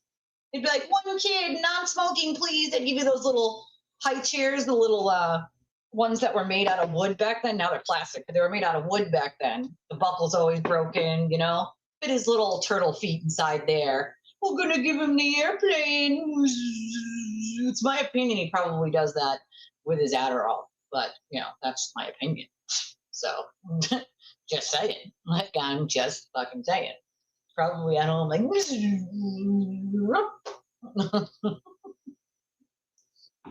can't make this shit up. The dude's so fucking nuts, dude. Let's play this clip. She says, do you know the shit that flies out of my mouth? I can't be responsible, visiting nurse. I cannot be responsible for the things that fly out of her mouth. And since you know my daughter, then she also cannot be responsible for the things that fly out of her mouth. She's sarcastic like me. Kids pay what they weigh. If he wants people to take him seriously when it comes to his cause of free speech, he could use a new logo because a baby turtle ain't cutting it. It definitely isn't, that's for sure. Also, if he wants anybody to take him serious when it comes to free speech, he should probably not try to silence people that have criticisms against him for just being a deplorable piece of shit and a fucking oxygen thief. Just saying. I'm just fucking saying, okay? So Jen Altman posted this clip about something Jess Machado said today. Ethel, if you will. Ethel Machado. And this is what she attached to it. She said, are you fucking kidding me, Jess? You have lost your fucking mind. Aiden got on a live stream while I was on vacation and started shit talking me and then went on to do 2, quote, truth journeys before I said 1 fucking word about him publicly. Now, what I can confirm is this. Jen tried to distance herself from Aiden for months. And I mean months. I can personally 100% confirm this, okay? She literally wasn't saying a fucking word publicly. She just wanted to be left alone and wanted to just not be entangled with him at all, right? But as we all know, that can't happen. Aiden can't let people walk away from him. That can't happen. If you don't do what he wants when he wants you to do it, and you don't say what he wants when he wants you to say it, well, then he writes blogs that smell like wet socks and broken dreams, okay? Then he writes his blogs, the super fan blogger writes his blogs about you as some sort of threat. You don't want me to write a blog about you, I'm going to turn you into the next insert name here, right? That's his thing. His other threat is usually, you want to do this the easy way or the hard way? All I can imagine is that little toddler in his little high chair swinging his feet back and forth going, I'm sure turtle, be afraid of me, I'm going to write a blog about you, it's going to smell like wet socks and broken dreams, like, what the fucking, what in the actual fuck is going on here? What in the actual hobbit is happening? All right. Ethel is obsessed with Jen, but what I can confirm, okay, is that she tried to just be left the fuck alone, right? She didn't want to be friends with him anymore, and she just wanted to move on with her life. That's it. That's not hard, right? You can not be friends with someone anymore and just move on with life. Like, that's totally acceptable and okay, right? You would think so, right? Like, that's normal human behavior. No, not with said sewer turtle. Nope, not with him. He gets all angry and he hulks out in his little tiny arms. Ooh, look at my block of you. You don't do what I want, but you do this the hard way or the easy way. Guess you want to do it the hard way. That's what he does. That's his little threats with his little finger, his little tiny turtle finger, It's all pissed the fuck off, right? And so, I don't know what Jeff says in this clip, but I can confirm 100%, like, Jen didn't say a single word about him publicly until he started bashing her and her husband out of nowhere because she wouldn't do what he wanted, which was pick a side between him and Meredith and then get online and talk shit about Meredith, especially considering that Jen knew the facts and Jen knew he was lying. And so how could she possibly be on his side if he's lying to everyone. And because he's lying, Meredith fires back saying he's fucking lying. And then he just goes, further and further and further. So knowing all of this, Jen's like, no, like, I'm not doing that, right? Like, I'm not fucking bashing someone when you're the one lying. Like, I'm not doing that, right? And in not so many ways, she just kind of steps away from him, right? Like, want to be away from him, And so he can't let that happen, of course. Anybody who steps away from him, including recently, Jen, Jason, those are the recent ones, right? But we know anyone that does that in any capacity has to deal with the wrath of the sewer turtle. $1 million. That's what he's going to look like when he gets older. He's going to look like Dr. Evil. He's going to be bald. Well, he's not going to be petting a cat. It's not even cats like him. And he gave the dog he had back after like 3 days because he can't handle responsibility or accountability. He's allergic to it. So he's going to have one of those hairless cats. So I think that's the only thing that goes in. Maybe a pet turtle. Maybe he'll pat his pet turtle. Y'all pay for all of my legal fees. My favorite picture of him is the one where he forces Karen Reed to do the fisting fucking stupid picture that he begged her to do and made her pose for at the dinner that he wasn't even invited to, when he literally box dyed and bleach blonded his hair. His hair's not bleach blonde.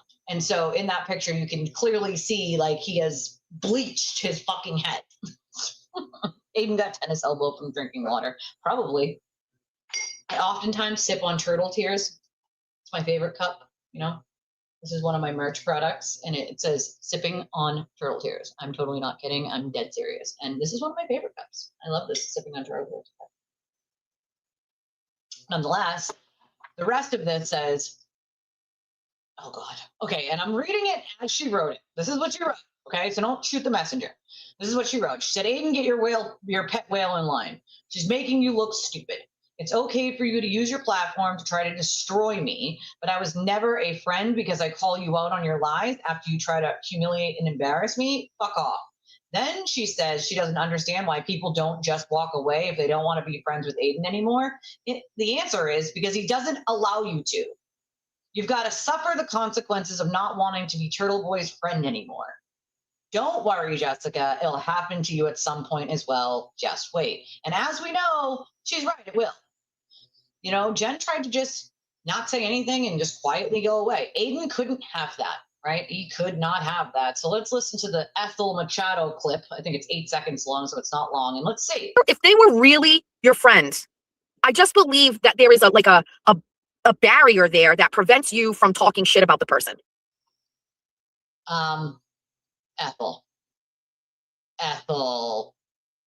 Ethel. Really, Ethel? I mean, ma'am, you seal clap the man who literally does that to every single person.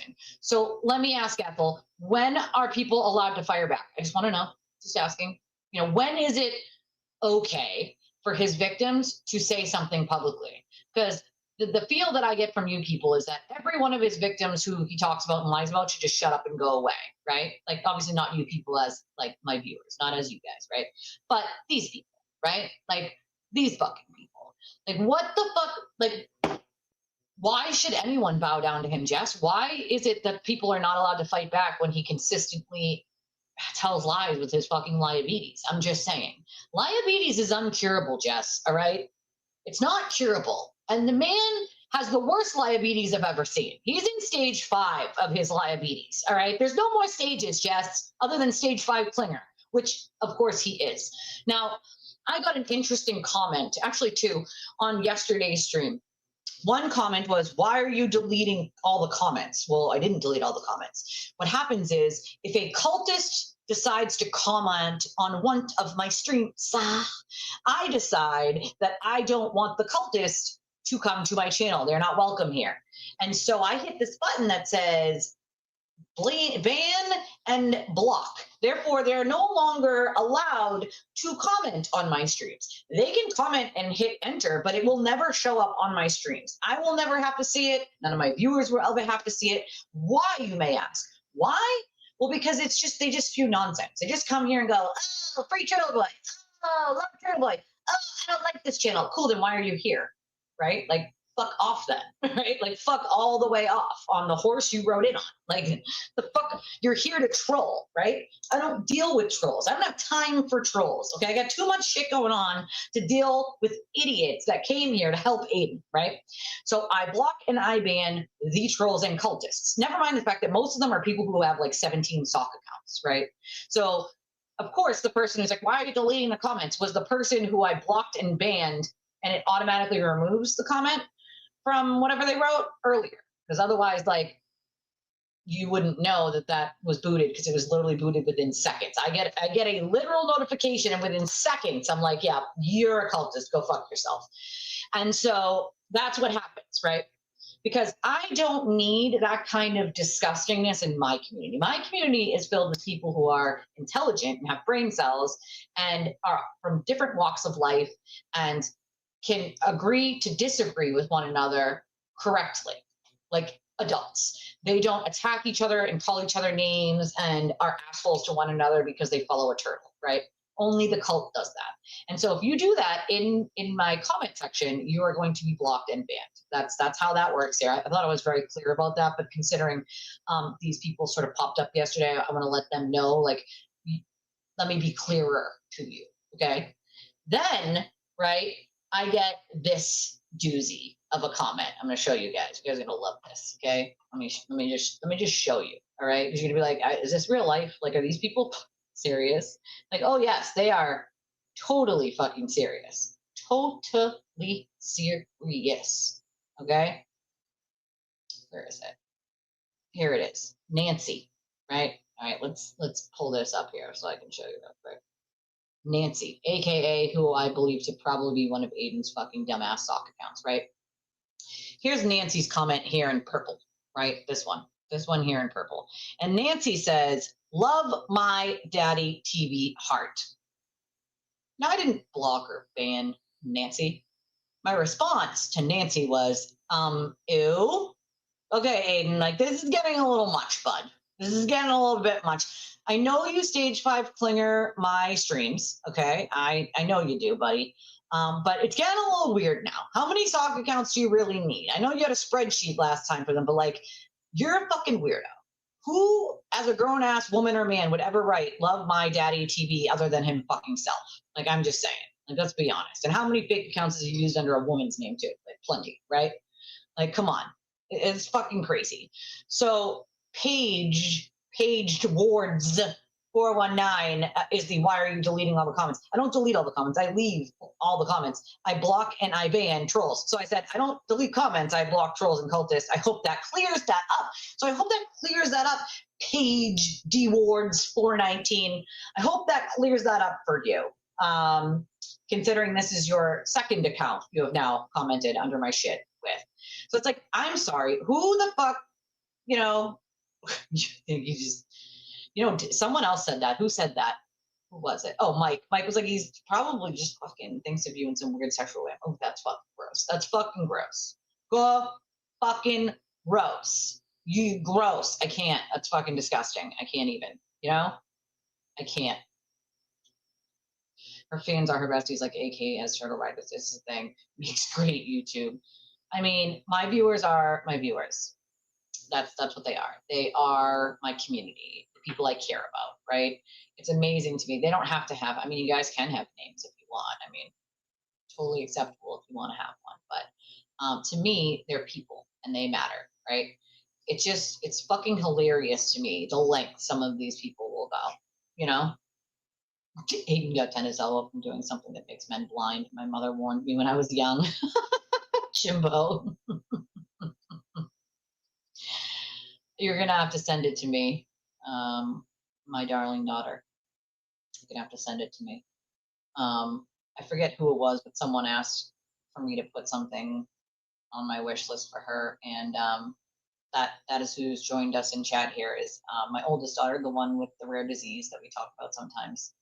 The trooper, you know, I couldn't be prouder of that kid. She's been poked and prodded and used as a, you know, guinea pig basically her entire life. And she doesn't let it slow her down. She doesn't let losing her hair or going blind or needing bone marrow or needing neck surgery or having scleroderma or any of the other things slow her down. She does what she wants to do and what she loves, regardless of her mobility, what should I call them? Adventures. Call them adventures. Because she finds a way around it, you know? Yeah, your infusions. The IVIG infusions that she gets her, you know, she gets them at home now, which she used to have to go to the doctor's, the hospital every single time she got her IVIG infusions. So it was a lot. But, you know, I couldn't be prouder of my kid because A, she doesn't take anyone's shit, but she's also kind and loving and smart and funny. And, you know, I know that the things that I instilled in my child, you know, clearly sat in her brain, right? And, you know, one of the things that I teach my children is to like not be a bully, right? Be kind to other people, but also don't take shit from people. Don't allow people to walk all over you. Do not allow people to try to use and abuse you. Don't fucking do it, right? And if any of my 3 daughters are a mini me, it's my oldest right here, you know? And again, that kid's been through more than most people go through in their entire lives. Imagine going blind from your disease. Imagine having your mobility taken from you before you're even born, right? They found the arthritis before she was even 1, and then realized that the arthritis was a portion of her rare disease called STAT3 gain of function, which less than 200 people on earth have. And so, like, imagine being a kid and just being poked and prodded and constant doctors and specialty appointments and medications and IVIGs. And like, there is no one on this planet I am prouder of than her. Most adults would fold like a fucking paper chair dealing with that kind of pressure and stress. And she is like me, and she puts it in her back pocket and she puts her chin up and she keeps it moving, you know, and that says a lot. It fucking says a lot, you know. God, we do need more comedy. We do need more comedy. I agree. I definitely second the comedy. Okay, I second the comedy. All right. It definitely confirms to me what kind of people, you know, they're willing to accept the cruel nature of what these people say and do. They're willing to ignore what's in front of them. They don't use their own thinking and brain cells, you know? Like, it's sad. Yeah, I agree. You know? Well, you got more pain there now. It used to be your legs when you were younger. Your legs and your hips were the ones you complained about the most when you were little. But it definitely makes perfect sense now. Now, the more and more they figure out on you, although you're still a medical mystery, my darling. You're still a medical mystery, which is kind of cool in a way because all the things that they do for you or use on you are in medical books, which is, you know, kind of awesome in a way, you know? It'll help other people in the future, which is cool to think about, you know? But I agree with you. Tell me who your friends are and I'll tell you who you are. 100%. You know? Yeah, it's hard to listen to it, especially when I know most of it's bullshit. That's the other part. You know what I mean? Whose line is it anyway? So love that show. I love improv. Love it. Freaking love it. But I agree. I freaking agree. This popular saying highlights that your companionship shapes your character and habits. You know? Yeah, it's definitely hard to listen to when you're going on a trashing spree of someone. But it's also like part of me wants to just ignore them completely, right? And I've tried that, you know? Girl, listen, I just want to say, like, you're a rock star for that. So most of you know my daughter lost her hair, all of her hair. And she's here in the chat. And so I had told her, like, you know, medical would call your insurance and get you a wig if that's what you want. Like, we can just, you know, it'll be covered because it's medical, right? We lost it for medical, so we can get you like a wig, like real hair, right? Like the cover. And my kid was like, nah, she's gonna rock out. She was rocking it bald. She did not care. She was like, nope, don't care. I'm doing it. and it's starting to grow back now. She's starting to get like the peach fuzz back now to her hair. But you're a brave kid. And even though you're not a kid anymore and you're an adult, you're still my baby and will always be mommy's baby. And if any of you have listened to Ethel Machado, she complained about like her daughters and her kids being too old, and said something like, she was like making a rant about Meredith. It was like, touch your children, you know, they're going to get to the point where they're too old and they don't want to hug you or snuggle with you, or, you know, so make sure, you know, I reach over and I put my hand on my daughter's leg to just know that she knows like I'm there, and blah, blah, blah. And I'm like, listen, I don't care. I love you.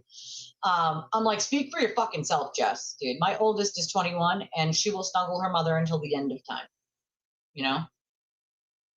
Like until the end of fucking time. I don't know what, speak for yourself, Jess. My children will snuggle their mother all day, any day. If I say snuggle time movie, we're doing it. It's happening. And my kids are on it. All right. So speak for your fucking self, Jess, about them getting too old. I'm very deliberate in hugging and loving my children. And my mother was not a hugger, right? My mother was not a hugger. She wasn't an I love you person. Like she just didn't show that level of love like that. That's just not who she is, I guess. And so for me, like it was important for me, as all of my kids are growing up, to show them that kind of love. Like it's normal to want to snuggle up and watch movies with your parents, you know? I love you. I love you. I love you. I love you. My hair don't care.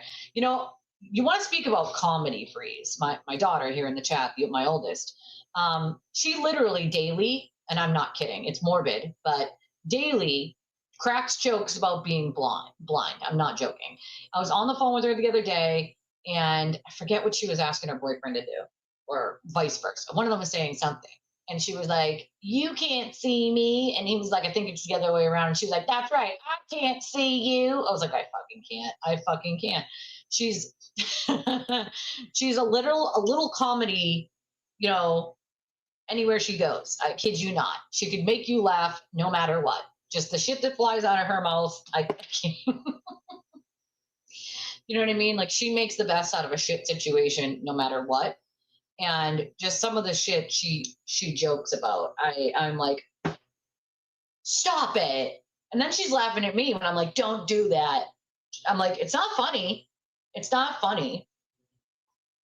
But it's like accepting that, like, you know, I have to remind people sometimes. They're like, oh, look at this. And I'm like, she can't see you. Like, she can't see you.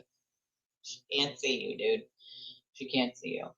And when I'll say I run into somebody I haven't seen in years, they might be like, oh, hey, you know, and say my daughter's name and be like, look what I have. And I'm like, she can't see you, dude. Like you're showing her something, but she can't see it. Like she can't see it. And then, you know, I'm telling them like, I'm sorry, she can't see it. And here she is like cracking a joke about why she can't see it. I'm like, what is wrong with you, dude? It's not John Cena. It's John Cena. I can't stand you. I can't stand you. I fucking can't. I can't. I will hug my kids and love my kids and snuggle with my kids every freaking chance I get. You know? Oh, my 21-year-old still sits on my lap. 100% she does. All the time. You know? All the time. She's always going to be my baby, and she knows it. I tell her all the time. I mean, listen, none of my kids are babies anymore, right? They're 8, 16, and 21, but they're my babies, and they're always going to be my babies, and they're all going to be 1 year older this year, so they're all going to be 9, 22, and 17. Like, I almost have 2 adult children, like, and I am going to be 40 this year, right? So I'm still fairly young myself, even though my body feels very old. I'm still fairly young myself, you know? And I try to, I mean, my children know, my oldest can tell you, there is nothing I wouldn't do for my kids, period. And so when you have someone like the Sewer Turtle who says shit and they know nothing about, like, talking about me or my parenting or anything like that, like, when you don't know me, like, that's the stupidest thing you can do, because I'm going to tell you, my children will come for you like pit bulls, like fucking pit bulls. Like, don't talk about my mother. I love my mother. My mother has always been there for me and will always be there for me. And it's an amazing thing to have. My 2 oldest have an amazing stepdad that they call dad. I was lucky enough to have a man like that in my life. And his anniversary is coming up in May, and I miss him dearly. I miss my dad every single day. Every single day. Listen, you keep hassling me about moon. I said I would try. All right? Sound good? I will try. I gotta talk to your father, unless you want to go soften him up. You want to go soften him up. You want to go tell him how amazing he is. I mean, it's weird. It's not like even armies at this point. It is cult-like, you know? Like, I don't know, armies, like, I can see, like, a following, right? You want a following. Most people have followings. That's totally okay. But they're building, like, cults. Like, you do what we want or else. Like, you do this when we tell you to do it. You send money when I say this. You fucking hit like when I do that. You share this video 100 times or else I'm going to, you know, say something snarky about you the next time you pop in a chat. Like, they know what these cultists want them to do, the leaders of these cults, you know? You do have your own big baby to soften up. Although you're right, it's so funny. Dad was behind me earlier while he was like behind me and I was like playing the music and I was trying to make my thumbnail or whatever. And of course, you know, Dad and is cracking a joke at absolutely nothing. And I'm just working, working, typing. And he goes, "It's bring your kid to work day." I'm like, I fucking can't stand you. I can't. And then you popped in today. So I guess it is bring your kid to work day, you know, because I constantly joke with my husband that he is a 36-year-old toddler. I'm like, sir, you're a mess. Your dirty clothes are on the fucking floor. You didn't close the cabinet. Like, why is the toilet seat up? Like, you are a 36-year-old toddler. And he's like, yeah, I'm your 36-year-old toddler. So he's like, it's bring your kid to work day. I'm like, you're a fucking idiot. You're an idiot. I can't. I freaking can't. To be fair, though, I would be lost without my other half, and he would be lost without me. You know? Bottom line. Aww. Nina's asking about an hour ago, our turtle chat's fake or real. They're real, but like, yeah, to be fair though, your boyfriend is also a toddler, just like Dad. They're both, you know, they're both toddlers. I love this post that Fairly Brunette put up. I love it. It's a little card someone wrote and it says, with all the things you juggle, you manage to stay positive. You're appreciated. Thanks, Casey. And Fairly Brunette put it up and says, 2 things you can always count on from me. 1, always positive. 2, always juggling, multitasking. I am appreciated as it appears. I love doing that kind of stuff for people. I love it. I love letting people know, like, they are appreciated. Like, they are, I see them, like, you know, it is why they get along. And you are so lucky that they do, darling. You are so lucky that they do. You're lucky Dad didn't, you know, give him a wedgie and leave him on a fence and tell him, like, you hurt my daughter and we got a serious, I mean, I'm sure he already did tell him that, but like, you're just lucky. You're lucky. Hold on. Oh God, I can't with some of these people. So apparently, in case you're not been on X, I am being told that that currently there is an all-out war happening between Joe Flipperhead and Christy. To be fair, I warned him a long time ago. She's not a very well, not that he's not a well person either, but neither of them are well people. They're fucking both unhinged, and it's just fucking crazy. It's crazy. All the fake accounts, all the fake bullshit. Oh, I love this. So this one says, how cute. The broken faker, we call him Brokeback Baker over here. Oh no, that's what I was getting to, is how Cat's Pajamas ended up finding our channel was through the Sewer Turtle and then Brokeback Baker, from them talking shit about us. And her, just like some of you, were like, I need to look. Even though that the whole goal is like to get, like, their whole goal is to get people to not watch my channel and not, you know, be part of the community. They have independent brains, as it seems, and they wanted to check it out, just like some of you. And she found us that way. And I guess she heard me speak on a Spaces one time. And she said, like, that's the irony is that is how I found you, is these 2 idiots, right? Like those 2 morons. And it's like many of you found me that way. And you're like, where's this villain? Where's the mean, horrible, awful person who's a villain that they speak of? I see no such thing happening. And that's because no such thing existed. It didn't exist, you know? It just didn't. I haven't either, not in the other corners of YouTube. You know, I've definitely seen drama between like creators and stuff, but you never really think that like there are people like this out there. Like I never in a million years would have guessed that there are just this many unhinged lunatics willing to lie for any means necessary. I just never thought. I literally never ever in my wildest dreams would have believed that that was a thing, you know? And unfortunately, as you guys know, it is. Also, if you guys do me a favor, hit the like button before I read this. If you haven't already, I would really appreciate it. And there's a bunch of different ways you can support the channel. If you haven't subscribed already, please hit the subscribe button. I appreciate that. You too, visiting nurse lady. You gotta hit the subscribe button. You gotta hit the subscribe button. And then there's other ways to support the channel, which we also very much appreciate. We have super chats and super stickers and memberships, just like everyone else. And then we have our direct routes, our Cash Apps, our Venmos, our PayPals. We have an Amazon wish list in the description of the video. We have a Chime. We have a Revolut for those of you who are out of country. And we also have our Justice Chats, which are pinned to the top. And you can enter any amount you want. You can remain anonymous on any of these. You can write any little message that you want. And the link that works for any debit or credit card, you can click on it and enter any amount. It also takes Apple Pay, which I totally forgot about, but it takes Apple Pay and some other forms of payment. But that link is also in the description of the video in case you did not know that. Yes, that is my oldest daughter. Yep. She's supposed to be 22 this year. Yep. They're insane. My TikTok is full of them. Oh God. I've watched channels where people send, oh yeah, that's happened to me. They've done it to me. They've done it to me a million times over. But since they don't know my new address, it hasn't happened here yet. But yeah, they definitely have done that to me a billion times over.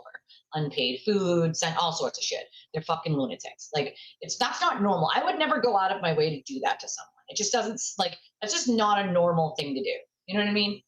Like you don't have to like someone, but you going that far is like crazy to me. Like it just doesn't make any logical freaking sense. You know, it just doesn't. It simply doesn't.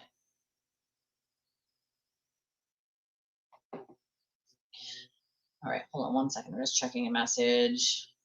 Let's see. Hold on.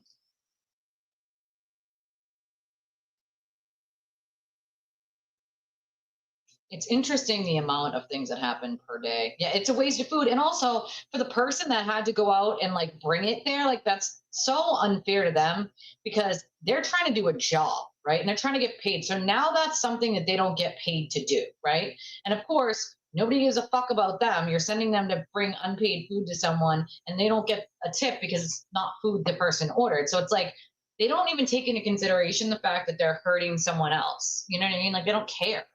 Oh yeah, believe when I tell you, they have done all sorts of shit like that to me. Like I'm not joking. Like it is like if I had to list every fucking thing they did, you'd be like, wow, how sick are these people? Some of them are very, very sick. It upsets them. Don't say the C word. It upsets them. So Rust Trial, this account here said, how cute. Broken Faker only looked at the email correspondence folder from the latest dump. That's what's get clicks. Rebecca takes his word for it, unaware of all the other folders, some of which contain new records that are significant. This is how limited narratives spread. Trust the grifter in Europe with zero legal education or experience who botches U.S. law and legal standards multiple times a week for clicks.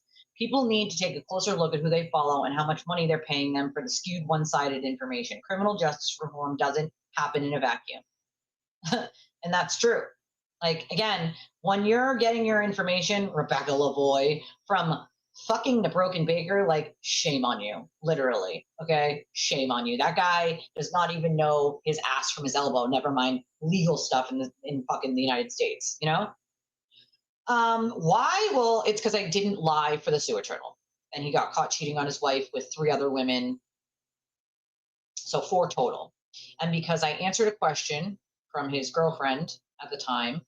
And he had thrown Lauren out like trash that day. She had asked where Lauren was. And so Lauren had called me from the event that we were going to the Halloween party, and I was already literally at the hotel, and she had called bawling her eyes out, and I'm like, what's wrong? And she told me what happened. So she told me Aiden called her and said, oh, and she was already in her car, dressed and ready to go to the party. And he asked her, like, oh, are you going? He knew she was going. He 100% already knew. And she's like, yeah, you know I'm going. Why? Well, who are you meeting? So then she starts listing people she's meeting, including Deanna. And he goes, who's Deanna? Which is hilarious. But nonetheless, she's like, why? And he's like, well, we need to talk. We need to talk. What do you mean we need to talk? Now, previous to this, about a month previous to this, she started getting messages from what she calls trolls and people saying that Aiden had been seen out with another woman with dark hair at certain places. And Aiden had told her, don't listen to the trolls, Lauren, they're lying, blah, blah, blah. Just a day before this, she sent $100 to Aiden for him to take his kids out wherever, because he had just been arrested right before this, right? So whatever. He tells her that he is bringing another woman to this party.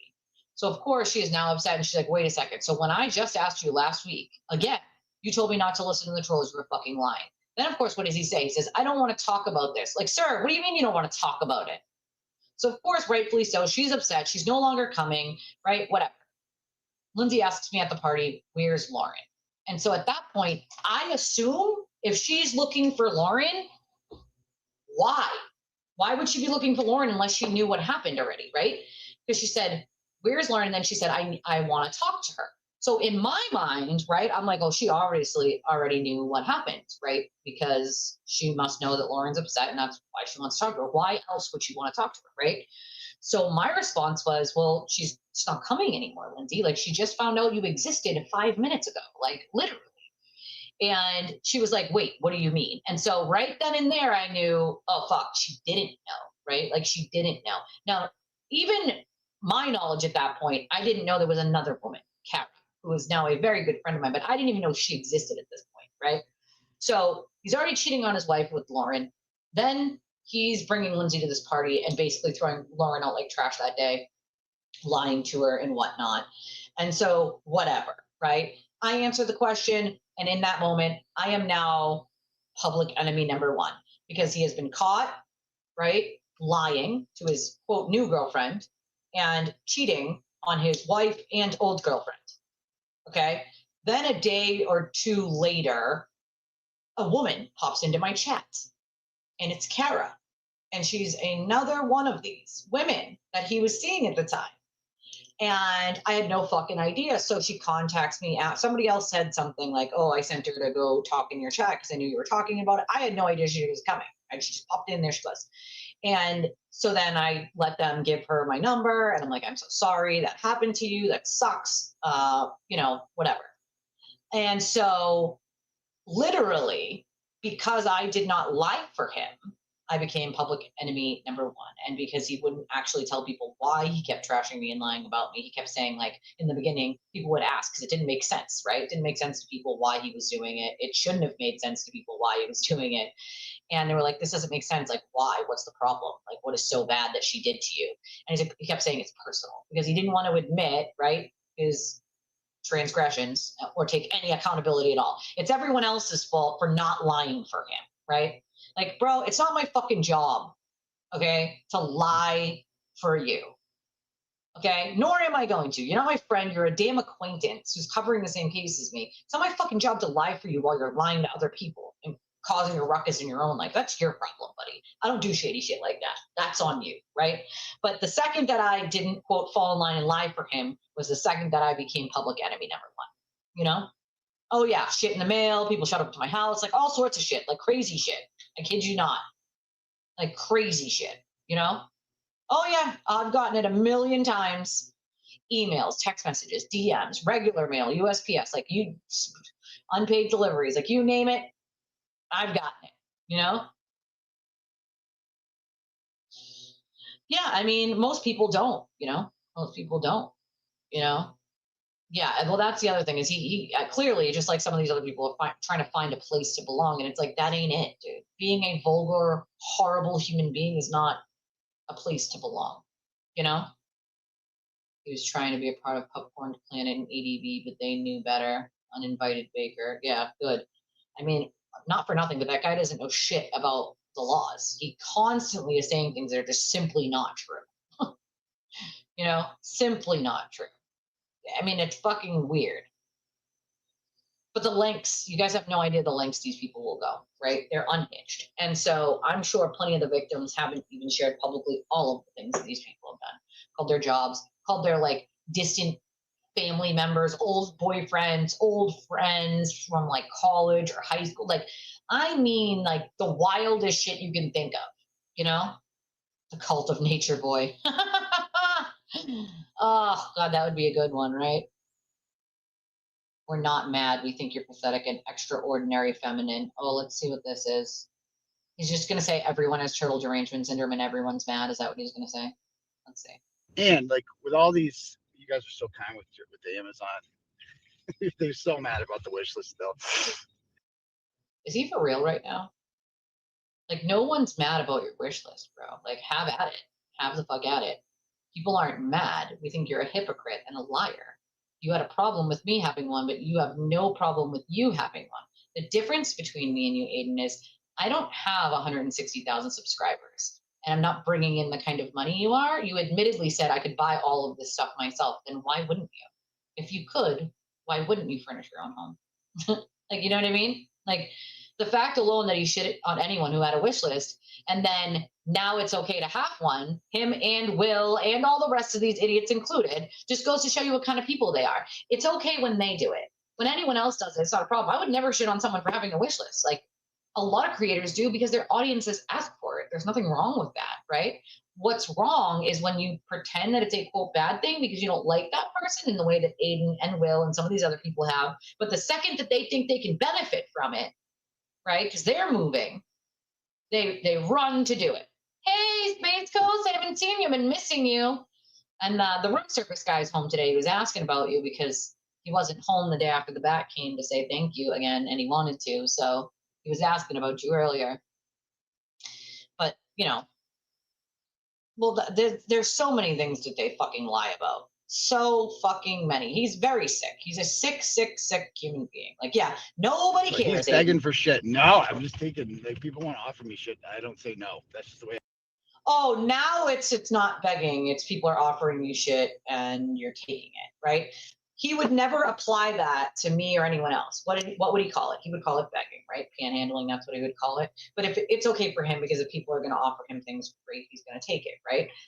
He doesn't apply that to anyone else, by the way. That only applies to him. And that's the purpose of why you're such a hypocrite. I could give a fuck less whether you have a wish list or not. My point is, really, you just copied me and you were jealous. Let's be honest. Like, you were jealous, sir. You're jealous. You were jealous. You are jealous. Like, sorry. Sorry that you were jealous that I moved. And my viewers, because we're a community, we're not a cult, we're a community, we're like, hey, we could probably help out here. And I am more grateful for that. And my family is more grateful for that than anyone, right? Like, he doesn't give an actual fuck about any of the things people buy him. He doesn't care. To him, it was a competition. It was like, I can wish list twist it. That's what I can do. I can have mine wiped clean. So this is a whole competition. Like, bro, it's not a competition, right? Yeah, no one cares, Aiden, remember? Nobody fucking cares. You know what I mean? Like, ugh. Yeah, I think it was 17 when I, was with my abuser. So I was young, of course, and fell for, of course, the bullshit and the lies. The hypocrisy is the part that really fucking gets me, right, Panda? Like, that's the part, Yeah, I agree with you on that one. And at this point, if you know all of what we know, if you're a self-respecting woman at this point, right? Because I can say plenty of the past women didn't really know much about him, and again, he's real good at playing the victim and pretending that everyone else is the problem and not him. And so when you don't know much about him and, he just pretends that like this is a facade, and then these women fairly quickly realize it's not just a facade, this is who he is in everyday life. But like when you don't know, like you don't know, Yeah, the softball bat. Yeah. Dad was so excited for that. Well, you know how excited he was for that bat. I know, right? I've apparently inspired them. Fancy that, huh? Fancy that. I was raised, saying, and like with all. Oh, that's how I was raised. You don't say no when people are offering you things. Like, bro, but that didn't apply to anyone else you tried to shit on for having one, right? That's it. Doesn't apply to anyone at all but you. See, that's the point. It's the hypocrisy. Like, I don't give a fuck whether you have one or not, whether you have it wiped off 7 times or not. Good for you, dude. It's the lying. It's the hypocrisy of it. Is if it was anyone else besides you, as it was me, you would be trying to shit on someone for having one. So it's like, do you not remember doing all that? Like that, I mean, do you not remember doing all that?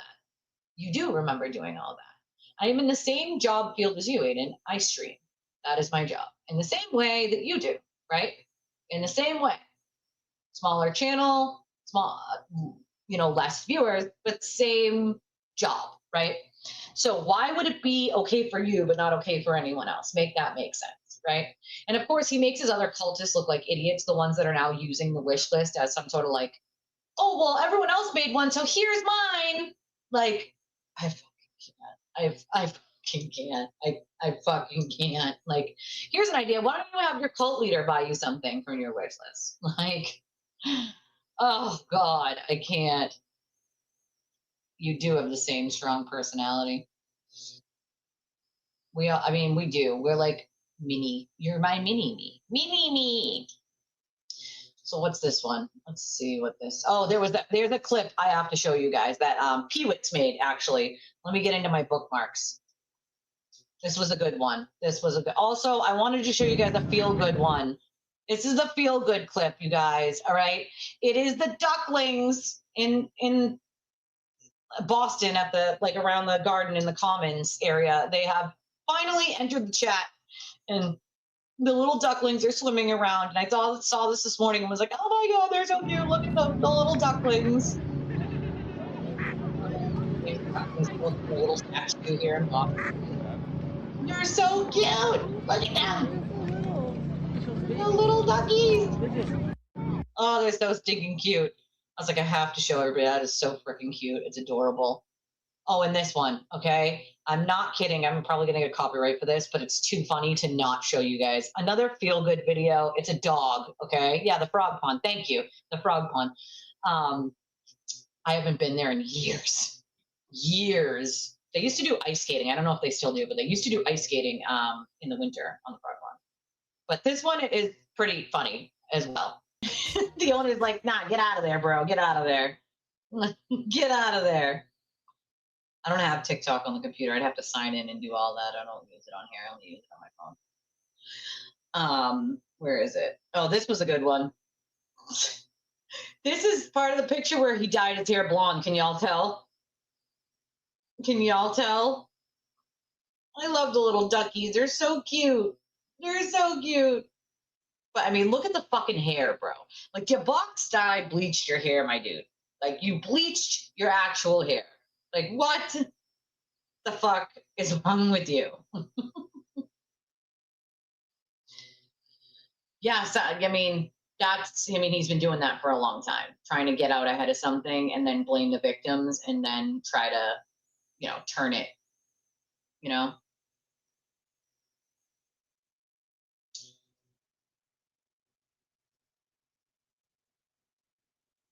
But that's exactly, it's not a shocker. It's what he does, smear people and then say they have no credibility, Right? I mean, look at that dye job, bro. I'm just saying.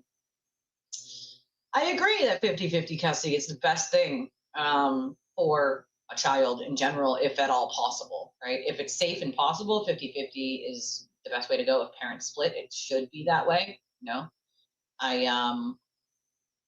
my abuser is my oldest dad, and I never, the only way I involved the courts was the criminal aspect of it when he put his hands on me. But other than that, I never believed in letting the court sort of interfere with parenting time or anything like that, because what happens is they start putting orders in for like child support and things like that, and then the guy doesn't pay it or can't afford to pay it, or the non-custodial parent can't pay it or can't afford to pay it, and then instead of seeing their kid, they disappear so that they don't have to, be shamed or blamed for not being able to pay child support. And creates a whole problem, and I never wanted that for my kids. And so I never formally was like, give me, went to court and said, give me all this child support. I would rather them have a relationship with their kids than pay a penny. If I wasn't going to get it from him anyway, he's an abuser. Like, bottom line is he cares about himself and no one else. I was never going to get it from him anyway. But to me, it was more important that if at all possible, I have a relationship with his child, like, then that was more important to me than fucking the money that I needed. Obviously, it could have definitely helped, but like, it was more important. The relationship was more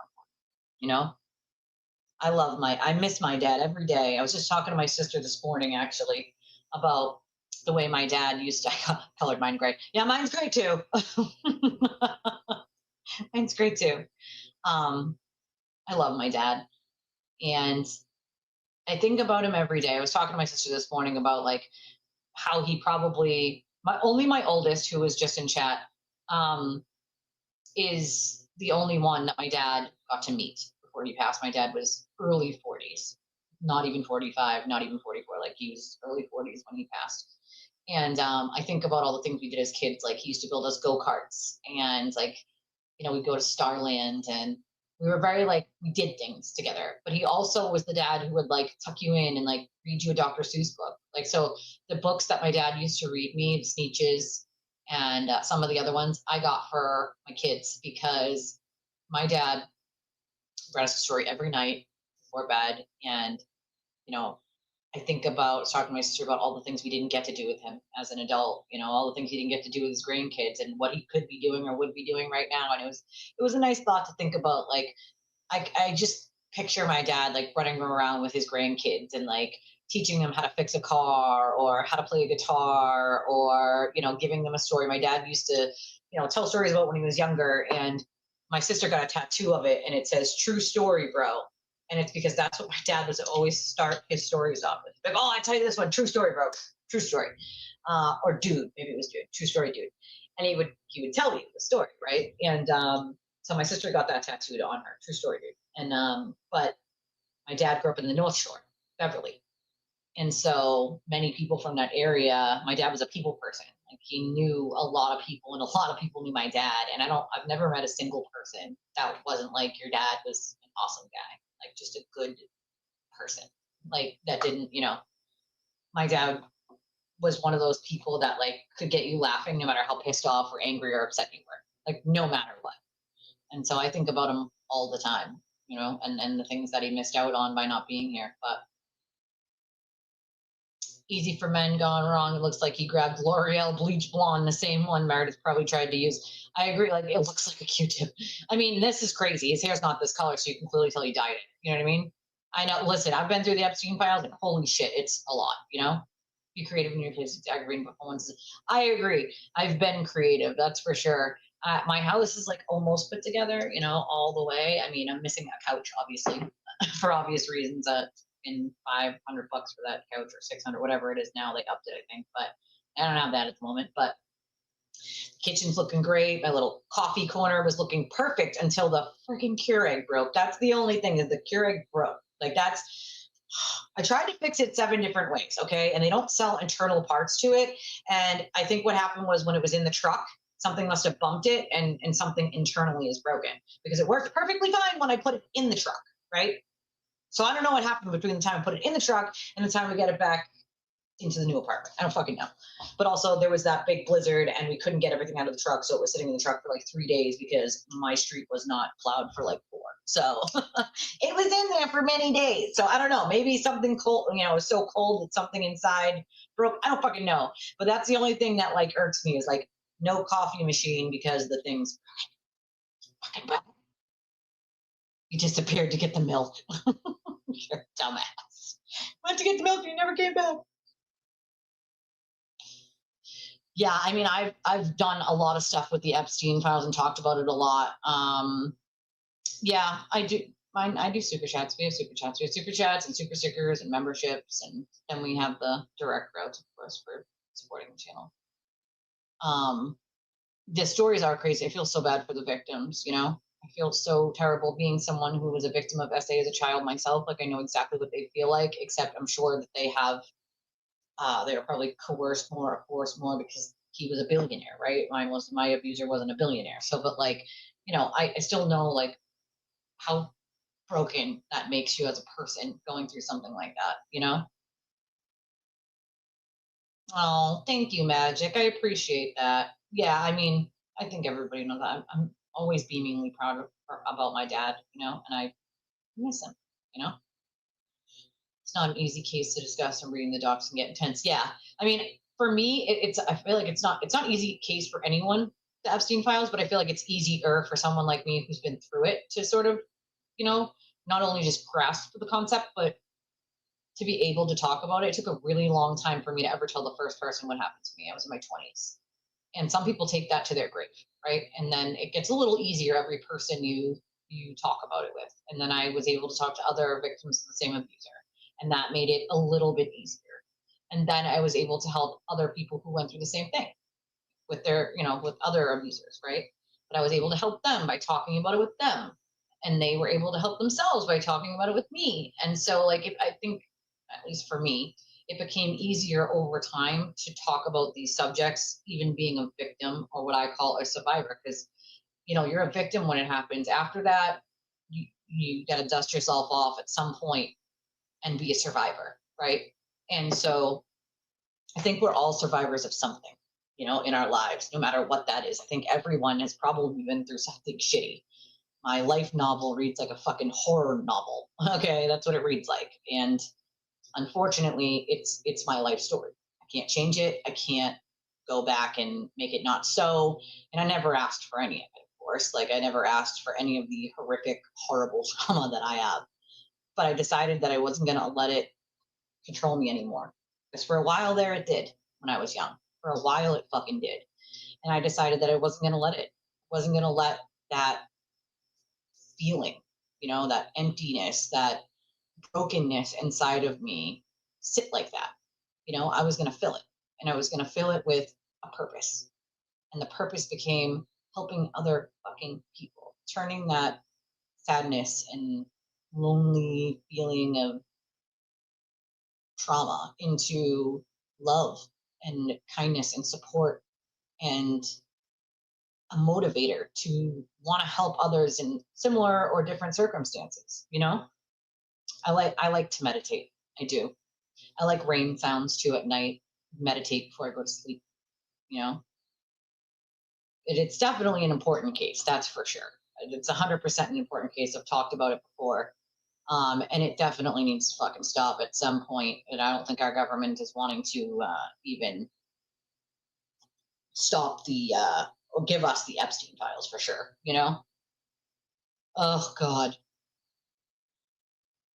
Well, Grant himself is a little much. You got to be careful with what information you take in from Grant. I knew him in real life, and I'm telling you, he has a lot of, quote, conspiracy theories that he will claim to be true that are just simply not true. And so you have to be careful with the information that you take in coming from him, you know? For sure. But yeah, my YouTube, it doesn't request super chats, but it has super chats, if that's what you mean. It takes super chats, like people can give super chats, if that's what you're asking. Yeah, let's get to Maine. Honey, baby, I know you don't understand how this works, but super chats right now are not going to help us get to Maine, darling, because anything that I get in super chats right now, I won't get paid for until the end of May, darling. They pay one time a month, my dear. Oh. Yeah, you know, he has issues, and you know, even if he admits some of it, there's some of it he's not, you know, and I really wish that he'd be a little more honest about some things, because I don't appreciate him sort of, with him, it's one of those things that I don't appreciate with him, like adding me to these weird conspiracy theories that he just believes in his mind that have no truth to them. Like at one point, he had convinced Lindsay that I must be working with Kate. Like you know what I mean? Like I don't even talk to Kate, so I don't know how the fuck you work for someone.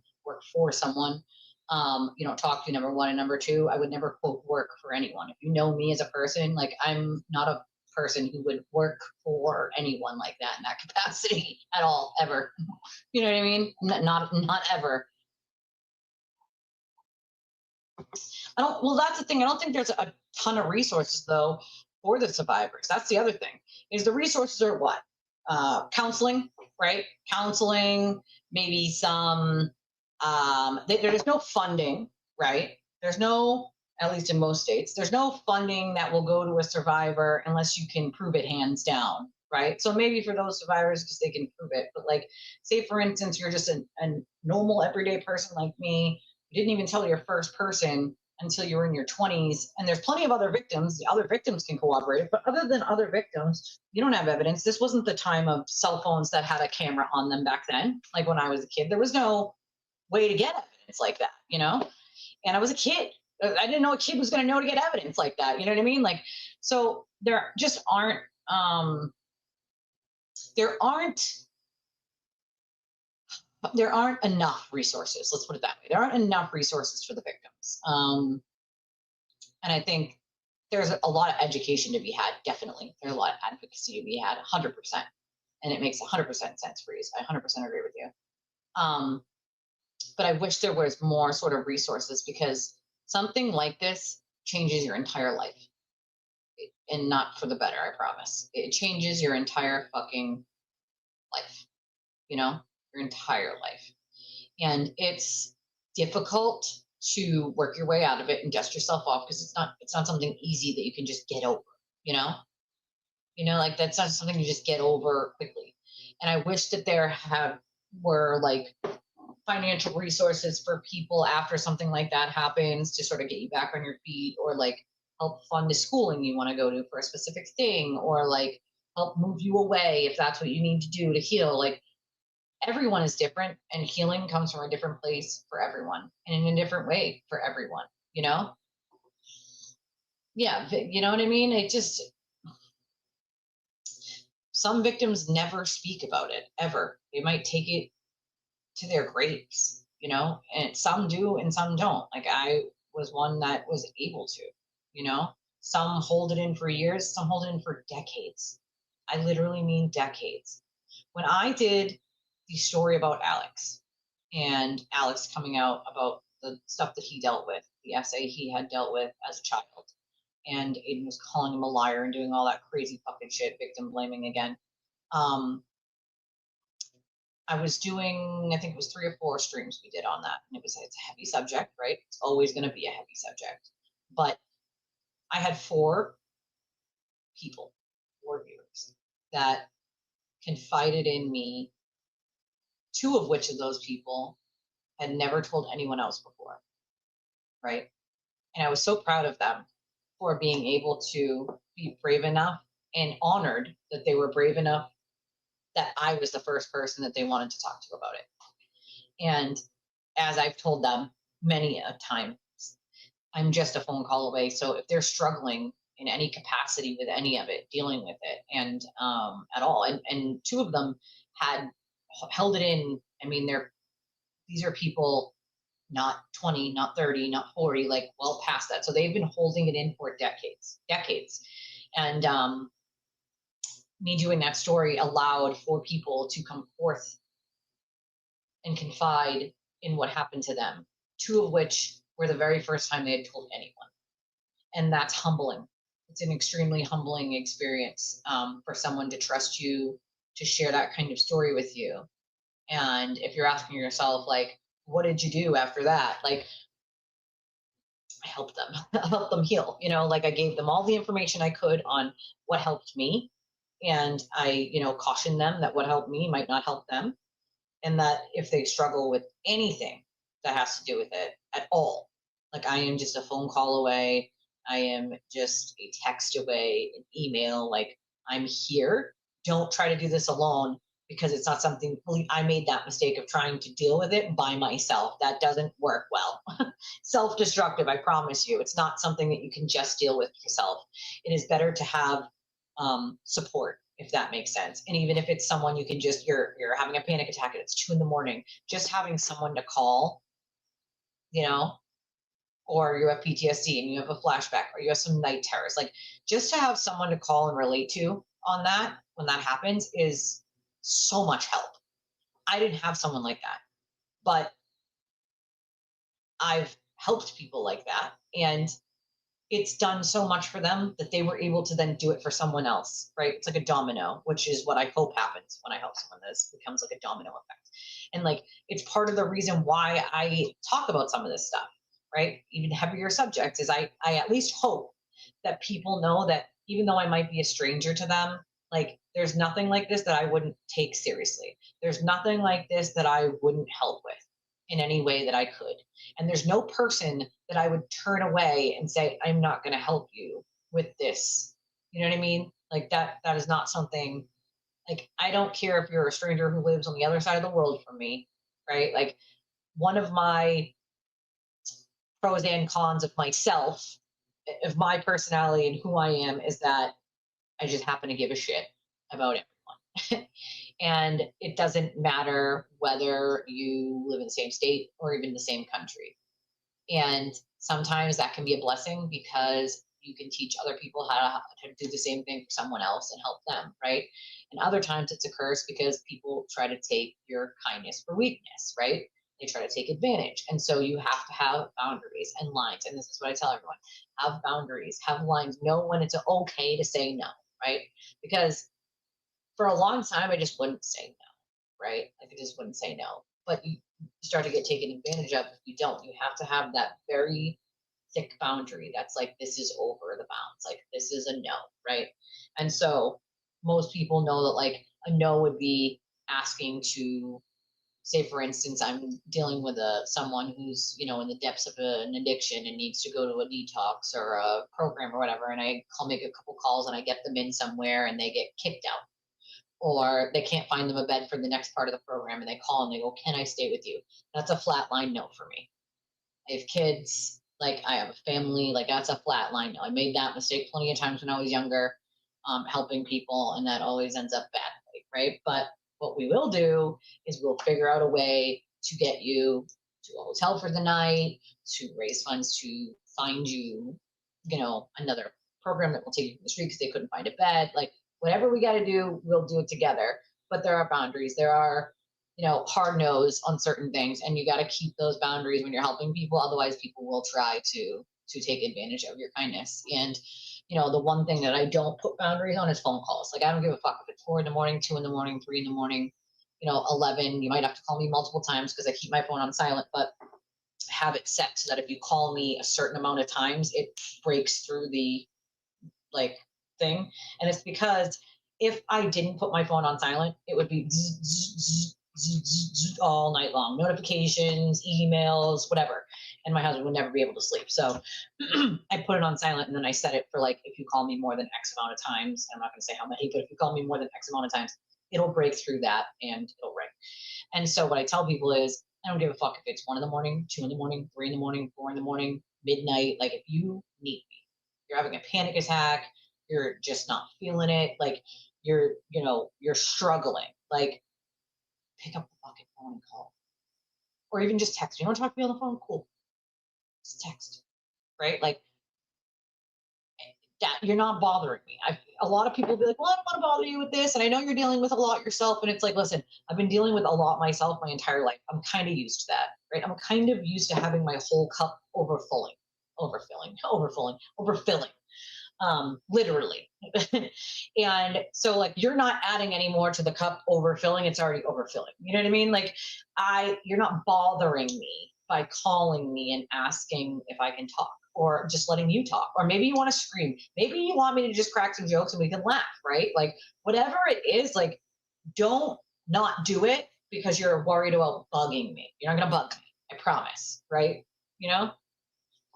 Well, I mean, I taught my kids from a young age too, and that's because I want them to keep an alert on, sorry, that's my alarm, for the kids getting out of school.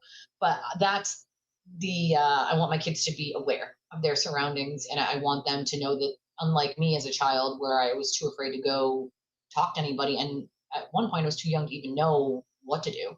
I wanted my kids to know that if anybody ever tries some weird, fishy, crazy shit like that, like, you tell me immediately, you tell someone immediately, like, you're not afraid to do it, you know? And so there was, what I went through at least taught me to how to teach my children to not to know what to do. You know, I don't think anybody ever talked to me about that when I was a kid. I don't remember ever having a conversation like that when I was a kid. That was also the 80s. So, you know,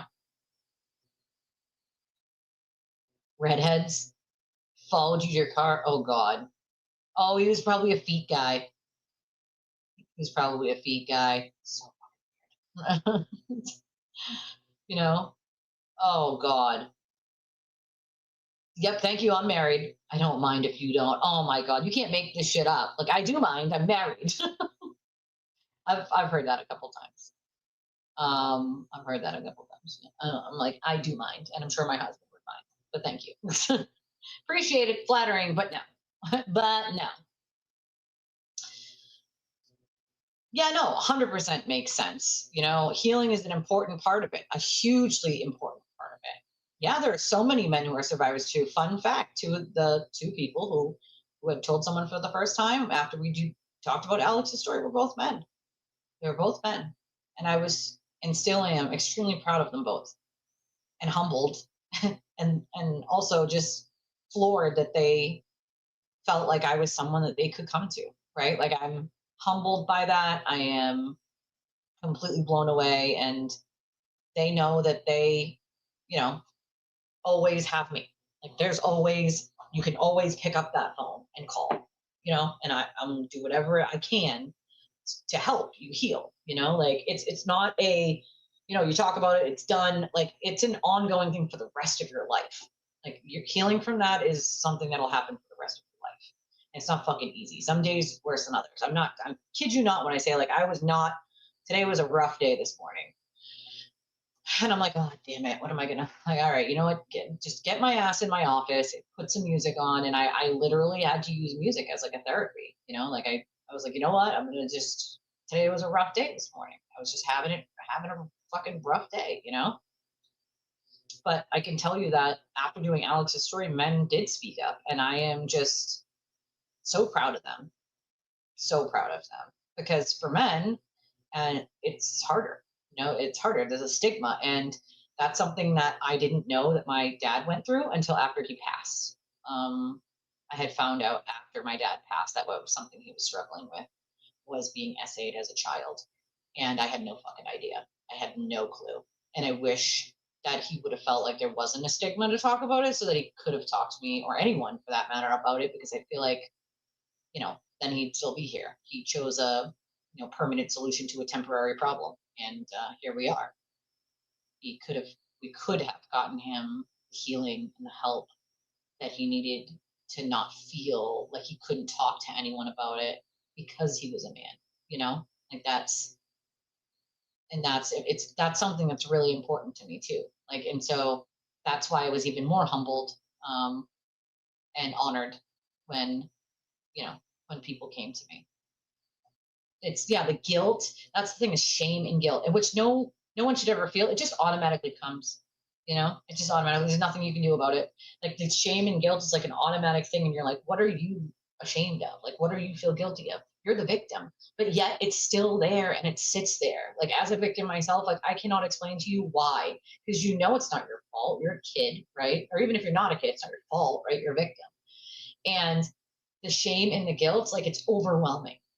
And I never really understood, and nobody could really even ever explain to me, even in therapy, why. Like, why do I have shame? I was just a kid, right? Like, I was the victim, right? The guilt is part of, like, did I speak up fast enough to stop it from happening to other victims? Like, that's the part that you're like, that's, I feel like, where the guilt comes from. It's like, did I speak up enough, or did I do enough, or should I do more, or can I do more? Like, you know, but the shame part, like, it's overwhelming, and it's there, but you don't know why, you know? It carries so much weight. And purging it, yeah, you're right, extremely debilitating. Extremely. I know, you like that, Pat? That hair is fucking crazy. You know? Yeah, so that's what I mean. Like Alex speaking out definitely, and I said this to Alex privately, that, like, his speaking out helped other people, including men, be able to, for the first time in their lives at 50 and 60 years old, be able to talk about it with someone and get it off their chest. They had been living with that for decades alone by themselves. I know what that's like, and it is a heavy, heavy weight to carry. It is like you're carrying the entire world on your shoulders, and it's fucking crushing you. Like inch by inch by inch by inch, it's just crushing you and crushing you and crushing you. Except it's crushing your spirit, your soul, who you are, and it is changing. It's just until you fucking snap, you know? It's unfortunate. It can, but I also think there's, you know, I feel like pre-recorded is great and all, but then if you do have someone who wants to share and chat, like they're not sharing with an actual person that's there to respond. And I feel like having that, being there to be able to give a response, to let someone know, like you hear them, you see them and you hear them is important. I know how important that can be, to just know that you're seen and heard when you're a victim of something like that. It's, you know, it makes a difference, you know? And so it's, I mean, I feel like it's always going to be one of those triggering situations, no matter how much you say, like, you know, trigger warning or whatever. But I think it's not almost talked about enough, and it's because it's triggering, but at the same time, like, it's not something that we can sweep under the rug and pretend doesn't exist, you know? Can send someone dark hole, if that makes sense. Well, you know, you don't ever know who's watching, but you don't know who's watching either if you pre-recorded. All right, so this is, you guys will like this clip, right? Pewitz did this and made this, and he said, this is the guy you support. Now, what I will say is it's 5 minutes to 21 minutes. So I'm just gonna let the whole thing play. But, you know, obviously there are some views that me and Pewitz don't agree on, obviously, but I adore him. We have talked in spaces a million times, but with this video, there are certain things that like are in there that other than what the shit that's Aiden's fucking spewing, like little things that like pop up that he might say that I might agree with or might not agree with. So just keep that in mind when watching, but this is pretty good. He said, this is the guy that you support. Now, this is the whole video he made. It's a pretty good showing of who the fuck this guy is, all right? The Legal Defense Fund was an idea I suggested for Karen Reed, and I was one of the first people to fundraise for it on one of my earlier shows in May of 2023. I sold like 50 fucking shirts, and I'm collecting and keeping every single dollar of profit I made off of that, because that's how a fucking business world. Welcome to fucking grown-up world, you entitled fucking snotty little cunts. That's what you are, okay?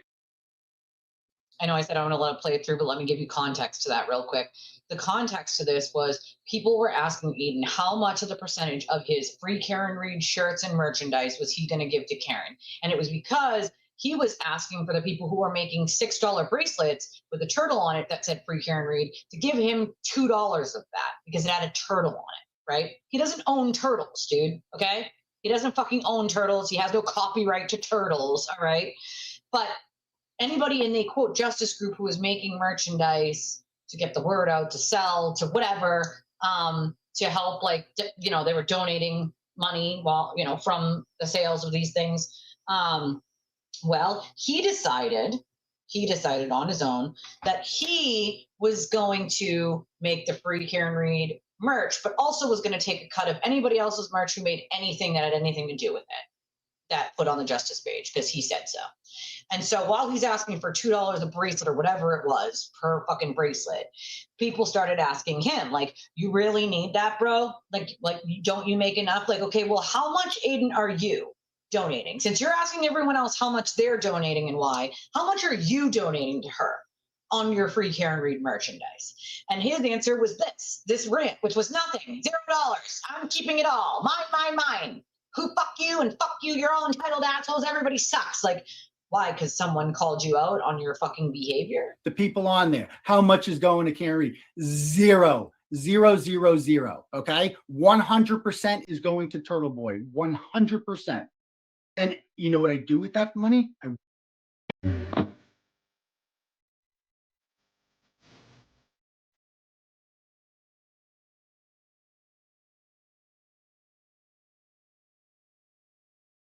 You're doing so well. If only you could see how I. Bro, I just sold out the fucking Wilbur and she's living with her fucking parents. What are you talking about? Oh my god. Furthermore, all of the people choosing not to donate and trash talking Karen are a direct result of you talking about her in your program. Exactly. Good. Good. Good. I mean, yeah. How's that karma taste, Karen? Was it worth it to go on the JFK show? How'd that work out for you? Was that a good finish? Tell Karen on you. Go fucking ahead. Tell that ungrateful hag that, yeah, go ahead. Tell her fucking everything I said about her. You've never talked to her. I have. I talked to her every day for like fucking 2 years. All right? I don't know, but that's what she told me. She said, for the record, even when we used to talk, right? He would call me like 3 times a day, and maybe I would pick up once. Maybe I'd have, yeah, maybe. Maybe if I got lucky, she would have time. Right, okay. I never, she said, ever called him. Never. He always called me. He always called me. You used to call her 3 times a day. She said she only like picked up once, number one, right? And, you know, Karen told me straight up, man. She said he made money off my prosecution. You know what I mean? And he benefited off my prosecution. Tell you this, what she told me, you're a liar. I think she made a statement. I mean, she wasn't saying, you know, she's saying, hey, support him, Turtle Riders, support him, go ahead. You know, she just ain't fucking with him, you know, for what, and he knows the reasons why. Like, he did a lot of shady shit in the 3-year relationship, and that's just, he knows it. I just want Karen Reed to be comfortable. So, because we're in this together, whether or not she likes it or not, whether or not I like it or not, we're in this shit together. Anymore, I don't want to be friends with her. I don't want to fucking interview her. I don't want to get along with her. I support a cunt. You are an unfortunate victim of the story, but you do not own this story. This is not your story to tell. Unite for both of us. I think it would be a huge morale group. God can't read. I support a cunt. So, because we're in this together, whether or not she likes it or not, whether I don't do that. I'm above you. I matter and you don't. And let me be very clear about this, because there were some accusations. Oh, he wasn't paying for he didn't pay Karen Reed for a Halloween party fucking a year and a half ago. How long are people supposed to keep giving to Karen Reed without her just making her own money?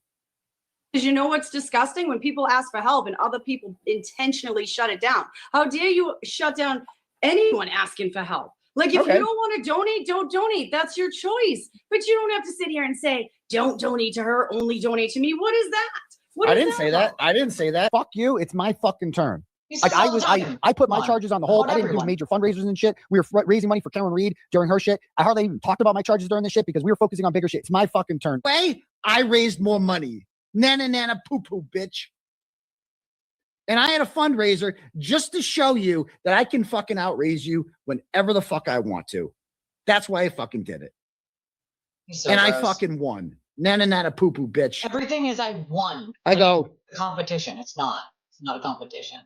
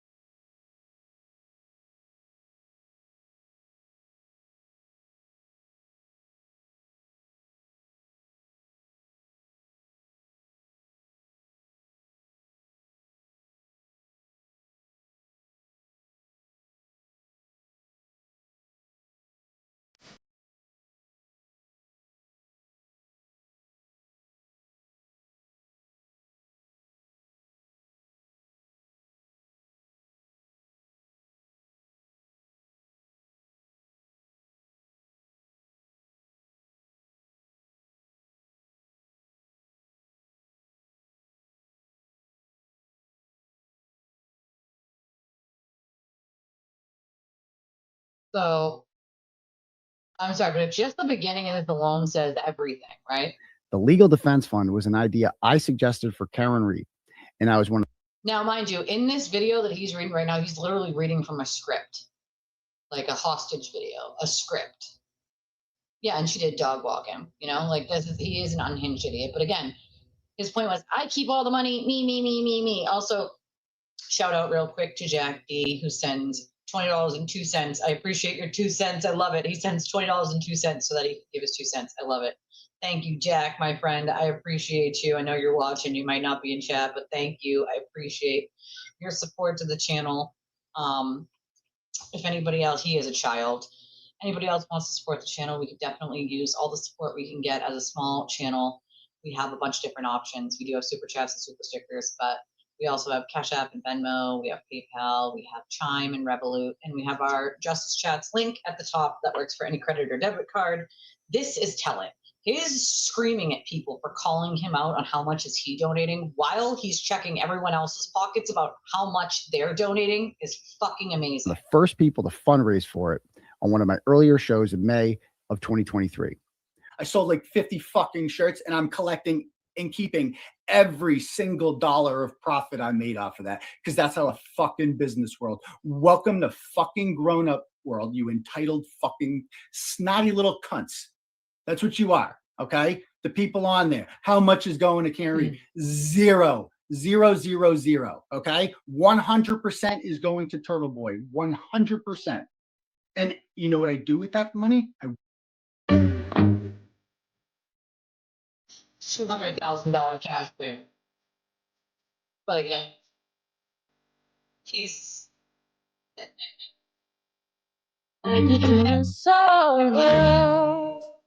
he gets to tell everyone who to donate to, who to support, and when. And you know, Brandy's point was not just she wasn't just talking about Karen. She's like, who are you to tell anyone who to support at all? At all. Like, who are you to say don't support, you know, this person, this person, this person, but support me instead? Me. I would never say to people, support me, but don't support fucking this person, that person, the other ones. The only people I tell people, if you want to waste your money supporting the sewer cult, just know that you're flushing it down the drain. I would never tell them not to. It's your money. Do what you want with your money, but just know what you're doing with it, dude, eventually. Because I can tell you the countless people who have come to me and said, I wish I had listened to you and like vetted this and saw all of what was happening instead of just making excuses for him, because I wasted so much money thinking that like I was quote helping, and what I was actually doing is allowing him to hurt innocent people so that he could hide his own bad behavior. Now, if that's what you want to spend your money on, fucking so be it. Spend your money on that. Clear that wish list that he has 7 times over. I could give a fuck less. What he does was eventually he's going to lose it all, and it's going to be his own downfall. So realistically, you're just throwing your money in a fire and burning it, right? You want to do that with your own money? Do it with your own money. I don't give a shit what you do with your money. But now donate to his civil case, right? But that was the point where he was like, well, how much are people expected to keep donating to Karen when she could get a job and make her own money? Well, why should we keep donating? This is a civil case, basically, he was saying. He was saying that it was, the more context to that was, it's a civil case that isn't going to get justice for John. It has nothing to do with that. So why should anybody, you know, give money to Karen Reed? Now, I don't disagree. It really doesn't have anything to do with John. It's not like, no one's going to get justice for John through that civil case other than John's family. John's family are the only ones who are going to get anything out of justice in that aspect, right? Aiden's defamation case has nothing to do with John. Nothing. He's not going to get justice for John O'Keefe through his defamation case that he's being sued for. He doesn't get to just endlessly go through these people's devices and phones and things like that and ask endless questions about nothingness. That's not the way it works, okay? It's not the way the court works. This is about his defamation. That's what it's about. He is trying to like dupe people into believing that by donating to his defense fund, which is also now his civil fund, that he's going to get justice for John O'Keefe. No, he's not. He's going to lose a defamation case is what's going to happen. That's literally what's going to happen. Bro, I just sold out the fucking Wilbury. She's living with her fucking parents. What are you talking about? Oh no, dude. Furthermore, all of the people choosing not to donate and trash talking Karen are a direct result of you talking about her He's in your reading program. a comment. Exactly. He's Good. reading a comment. Yeah. Good. No good. Good. I mean, how's that karma taste? You see that smile, like how happy it makes him to just hurt anyone? Like everything's a competition for him. Nana poo poo, I win. Sir, life is not a competition, right? And that's half your problem, is everything is some sort of weird competition that you need to win. I know other people like you you know, not even on the same side, but I know other people just like you, and it's fucking just gross. It is really just fucking gross. No, life isn't a competition you need to win, okay? Life is not a fucking competition that you need to win, sir. Hurting people is not winning. Hurting people purposely and lying, not winning. Everything to him is about winning, whether he can do it better or get better stuff. Notice, by the way, in the rest of all of these clips, his hair is not bleach blonde. It is brown. It's like a blondish brown, like a darker brown color, but it's not bleach blonde, folks. Okay, not bleach blonde. He is selfish. He's extremely selfish, even with his own family. You know, he's not giving. He's not, you know, generous. He's not kind. He is none of those things. None of them. And again, I believe he's a fucking oxygen thief. So there's that. Karen, was it worth it to go on the JFK show? How'd that work out for you? Was that a good fit? Tell Karen. Like, he was so salty that she wrote on the JFK show that he wiretapped her. So it's like, again, not for nothing. And again, we all know my stance on Karen's case. All right. But put that aside, he did wiretap her. Right. So in that scenario, she is the victim of an unwanted recording that wasn't, both parties didn't know about. And so here's Aiden, of course, blaming the person he illegally wiretapped without their knowledge, right? Fuck you and the fact that you said publicly and confirmed publicly the thing that I did that was illegal. So you're the bad person because you confirmed the thing that I did that was illegal. Like, that's essentially what he's saying. And also that's why I became a villain, is because I didn't lie for him, right? He literally can't help himself. You're 100% right, Danny. Turn on you. Go fucking ahead. Tell that ungrateful hag that, yeah, go ahead. Tell her fucking everything I said about her. You've never talked to her. I have. I talked to her every day for like fucking 2 years. All right? I don't know, but that's what she told me. She said, for the record, even when we used to talk, right? He would call me like 3 times a day, and maybe I would pick up once. Maybe I'd have, yeah, maybe. Maybe if I got lucky, she would have time. Right, okay. I never, she said, ever called him. Never. He always called me. He always called me. You used to call her 3 times a day. She said she only like picked up once, number one, right? And, you know, Karen told me straight up, man. She said he made money off my prosecution. You know what I mean? And he benefited off my prosecution. I'll tell you this, what she told me, you're a liar. I think she made a statement. I mean, she wasn't saying, you know, she's saying, hey, support him, Turtle Riders, support him, go ahead. You know, she just ain't fucking with him, you know, for what, and he knows the reasons why. Like, he did a lot of shady shit in the 3-year relationship, and that's just, he knows it. I just want Karen to be comfortable. So, because we're in this together, whether or not she likes it or not, whether or not I like it or not, we're in this shit together. Anymore, I don't want to be friends with her. I don't want to fucking interview her. I don't want to get along with her. I support a cunt. You are an unfortunate victim of the story, but you do not own this story. This is not your story to tell. Unite for both of us. I think it would be a huge morale group. I can't read. I support a cunt. So, because we're in this together, whether or not she likes it or not, whether I don't do that. So it's like, no, you're not into it together, bro. You're not. You're alone, Aiden, by yourself. No one has to deal with you. And the fact that you literally try to push the fact on other people that they have to deal with you or else, like, that's where you're failing, sir. No one has to deal with you. I'm above you. I love that he thinks this. I love this for him. I love that he thinks he's above and better than everyone on planet Earth. Newsflash, bro. Everyone puts their pants on one leg at a time. We all bleed red. You are better than absolutely no one, in the same way that I am better than absolutely no one. Like, as a matter of fact, if anything, you're worse than everyone. Let's be honest. I matter, and you don't. You matter? To whom exactly? To whom? You can't even get your family to want to ask about your fucking job because they're so ashamed of it. Aiden, stop gaslighting yourself at this point. You're gaslighting yourself. Not a shocker for a narcissist, but you're gaslighting yourself, sir. Okay? Into thinking that you matter. And this is part of, like, his ego and why he does some of the things that he does. It's ego. It's narcissism. He needs to matter. He needs to feel like he matters and he's the best and he's awesome. The problem with that is he's this big. He's this big. Guess what, Eden? None of us matter. We're a bag of bones. We're here for a short period of time on this earth. And at least when I die, those numbers, those dates on my headstone, they have a story to tell. You know, it's going to say 1986 and then there's going to be a dash. And then there's going to be an end year that I pass away. And that dash in the middle represents my life. and the things that I did in my life. For me, at least I know that that dash when I die, I'm proud of all the things that I did, right? Making mistakes along the way, part of it. Being a shit human being on purpose, not part of it, right? Like being just a horrible human to not take any accountability is not something you should be proud of, right? At all.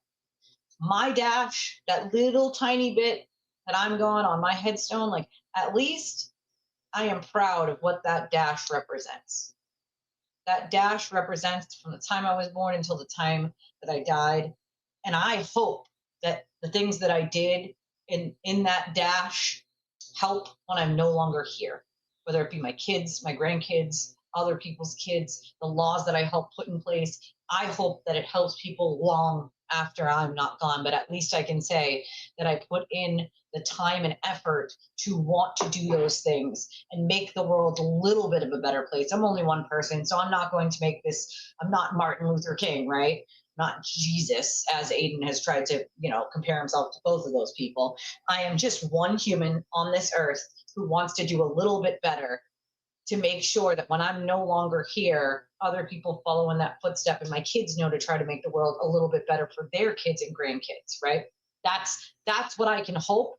And at least I'm proud of what my dash means. You spent most of your dash doing this. And let me be very clear about this, because there were some accusations. Oh, he wasn't paying for he didn't pay Karen Reed for a Halloween party fucking a year and a half ago. How long are people supposed to keep giving to Karen Reed without her just making her own money? Because you know what's disgusting? When people ask for help and other people intentionally shut it down. How dare you? Like, who is he to shut help down to anyone? Yes, you try to leave the world a better place than when you found it, right? A lot of shitty things happen during our lives, right? And the best we can do is try to make it better for others, even when we're gone, right? Change some laws, put in some policies, hopefully, bring cost of living down, make sure people know that there's always someone that they can go to for help. And in that aspect, I've actually taught my kids well.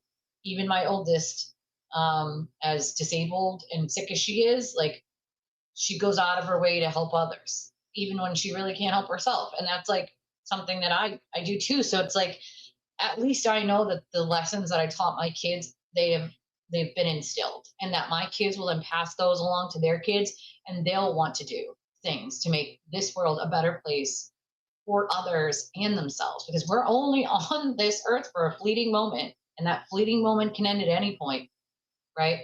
Who the fuck wants to spend their life saying, I matter, and everyone else doesn't. I'm awesome, and everyone else isn't. I sold out the Wilbur. Sue me. Like, who the fuck wants to live in a courtroom every day instead of spending it with the people that you care about? Well, I guess easier said than done if the people you care about want to spend time with you, because it doesn't seem like anybody he cares about want to spend time with him. Gee, I wonder why, right? I wonder why. I don't know how. He's delusional and he's gaslighting himself if he actually thinks that's going to happen. A golf fundraiser? He didn't. I fucking can't. He's having some fundraiser. What is it, the 17th or something? He said at first, he was like, oh, so we'll do it on Mother's Day. And everybody's like, why the fuck would you do a fundraiser on Mother's Day? It's about mothers, not you. But again, he's got to make everything about him. So Mother's Day needs to be about him too. Like, fuck you, it is. Fuck you, it is. Shut down anyone asking for help. Like, if you don't want to donate, don't donate. That's your choice. But you don't have to sit here and say, don't donate to her, only donate to me. What is that? I didn't say that. Fuck you. It's my fucking turn. Like, I put my charges on the hold. I didn't do major fundraisers and shit. We were raising money for Karen Reed during her shit. I hardly even talked about my charges during this shit because we were focusing on bigger shit. It's my fucking turn. Wait. You want to know why? Because he was making a ton of money. He didn't do fundraisers because he didn't need to do fundraisers. He had a defense fund. He made a shit ton of money. He didn't need to do them. So this whole like, oh, it's my turn now. I need to do the fundraisers for me. And we did fundraisers for you. So now it's time to do them for me. Aiden, you got yourself into this of your own volition, your own actions, and you continue to do them. Nobody should have to bail you out of your sinking fucking ship, sir. But since people are trying to bail you out of your sinking ship, what do you do for them in return? The people who did try to bail you out of your sinking ship. Nan and others tried to bail you out of your sinking ship by simply supporting your channel. And what did you do to them? shit on them. They did nothing to you, but you shit on them, you know? Like, come on. Like, let's be honest here. The fuck? I raised more money. Nana, nana, poo poo, bitch. Yeah, he did talk about his shit all the time. And I had a Stop talking about fundraiser it. just to show you that I can fucking outraise you whenever the fuck I want to. That's why I fucking did it. She does believe, he does And I believe that. fucking won. Nana, nana, poo poo, bitch. What are you, 5? I won. Nana, nana, poo poo. Nana, nana, poo poo. I win. I won. Like, what are you, fucking 5? My children don't act like that, my dude. Right? Like, I won. I'm better. I made more money. Bro, you are a disgrace. And that's the thing. Like, it's entertaining for me to watch the judge give a slap down on him. Absolutely, it is. 100%. You know? It's entertainment for me, 100%, but I'm not watching him to watch it. You know what I mean? Like, I'm not fucking watching him to watch it. That's for damn sure. I agree, Lorelai. He is fucking gross. He's absolutely fucking gross. He is gross. Go. So he goes in here to sort of make fun of Nick Rocco, right? He says, you're right, the numbers don't lie. I've spent close to $1 million in legal fees and spent 60 days in jail away from my kids. He loves to throw that in there. I was in jail away from my children. And why, Aiden, were you in jail away from your children? Oh, that's right, because you went to your ex-girlfriend's house, pushed her onto a couch, told her she could throw her phone in a river, and then tried to get her not to testify against you. That's called witness intimidation, sir. She says, because I refuse to stop bringing attention to what the state police did to John and Karen. That's false. And his arrest and 60 days in jail had nothing to do with that. It had to do with the witness intimidation of his ex-girlfriend and pushing her onto a couch. But he still frames it as, I went to jail for Karen Reed. I went to jail for I wouldn't shut up and they're trying to shut me up. That's not what happened. Not even close. Not even close. So then he says, that's where all the money I made went, which we know is a lie, right? That's not where all the money you made went. You made way more than that. And you just put $200,000 down on a fucking house. Cash, my dude. Like, stop it. Why didn't you use the $200,000 in your defense fund instead of asking everyone else to pay $300,000 or $400,000 in your defense fund? Why didn't you use the $200,000 you had? Because if you think $200,000 is all he had, he is notoriously cheap. Notoriously cheap. He doesn't even pay for dates half the time. When he takes someone on a date, he wants them to pay like their portion. Like, he's notoriously cheap, right? Listen, I'm poor and I'm not even cheap like that. If I invite you out, right? Like, I'm assuming I'm paying for it. I invite you out. Like, that's, you know what I mean? Come on. Well, he's already being sued. He's being sued times 2 right now. But my point is that's where all the money I made went? Like, no, it's not. No, it's not, dude. If he put $200,000 down on a house, you can bet your ass it's not all the money he had. You can bet your ass it's only a smidgen of what he had. Otherwise, he wouldn't have put that much down because he's a cheap fucking bastard. So then he goes on to say, I also bought a house because human beings need food and shelter to live. That gaslighting right there is fucking amazing. I bought a house to put $200,000 down on it because I need food and shelter to live. Like, that gaslighting right there is like on purpose. Like, let me gaslight my audience into believing this is something, it's a necessity. Listen, shelter is the necessity. Food is the necessity. Was it necessity to put $200,000 down on a house when you have all these legal problems going on that you created yourself, and then fair to ask everyone else to pay another $200,000 or more into that fund that you could have paid yourself and continued renting? No, it's not fair, obviously. And also, you're gaslighting people by being like, well, you know, I needed a house because you need food and a place to live. Well, he doesn't seem to care about anybody else's, you know, food or shelter to live. He didn't care about Meredith's when he got her fired. He didn't care about mine when he, you know, placed all those lies on top of me. He certainly doesn't give a fuck about any of the other people he hurt. He didn't care about fucking Donna. He doesn't care about how he hurts Nan or Steve or any of the other thousands of fucking people. I care about you. The room service guy, everyone. But he didn't give a fuck about any of these people and their food or shelter or how he affected it by lying, by telling untruths to hide his own bad, shitty behavior and not have to take accountability. He didn't give an actual fuck about any of these people, right? So he said, one day I'd like to earn money and actually keep it, as if he already doesn't have a substantial amount of money in his fucking bank account. Again, gaslighting people into believing he's got nothing now and he needs everyone to give it to him. Like, who buys this? I mean, the fact that people actually really buy it is amazing to me, that they believe this shit. Like, it really fucking is. It really fucking is. It really is. I just can't believe it. I can't. Oh, here comes another one of the cultists. You mean you don't like it when people don't agree with you, so you practice censorship? Guess what? I'm allowed to practice censorship. See this? It's called remove and block. Bye, cultist. See how that works? I'm allowed to censor idiots on my channel because it's my channel. You don't have freedom of speech on my channel. I have the right to censor you. I'm not the government. Go fuck yourself. I love how these cultists don't seem to understand how freedom of speech works. I don't have to give you freedom of speech. I'm just a person. I'm not the government. So if I choose to take your comment down from my comment section because you're just a cultist trying to stir up trouble, then I have that right to tell you to go fuck yourself and never deal with you again. Amazing, ain't it? Amazing. You know? The anti-Katie Joy Paulson community attacked a random woman because they thought I have to see the rest of that, but you're right, Danny. You're right. You know, you're right. But he is being sued ×2 right now, Pat. We already paid for it though through taxes, so we can be entertained all we want. Agreed. Agreed. He is growth, Lorelai. Agreed.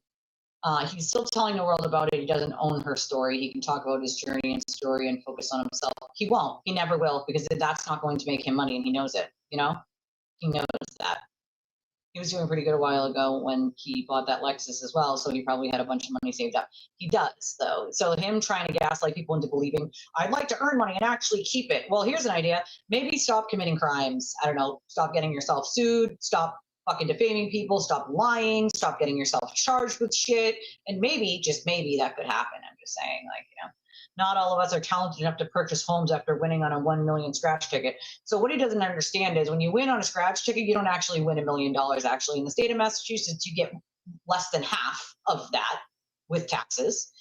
Number one. Number two, Nick owned a home before he won on the lottery. Let's just throw that out there. He owned his first home years before he won on the lottery. So once again, Aiden's spreading misinformation. Now, again, I am not free Karen Reed, but let's tell the truth and not lie and gaslight like Aiden. Nick already owned a home. He already owned a home before he won the lottery. So that has no bearing on the fact that he won the lottery. And also he won the lottery. Like, I'd buy a fucking home if I won the lottery, and then I would take a chunk of money and I would use it for like giveaways and helping other people. Like, I know what I would do if I won the lottery.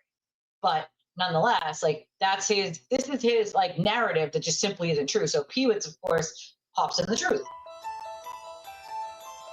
Aiden was not arrested for bringing attention to what he claims what the MSP did to Karen and John. I don't agree with that, but nonetheless, he was not arrested for talking about Karen Reed's case. It had nothing to do with that.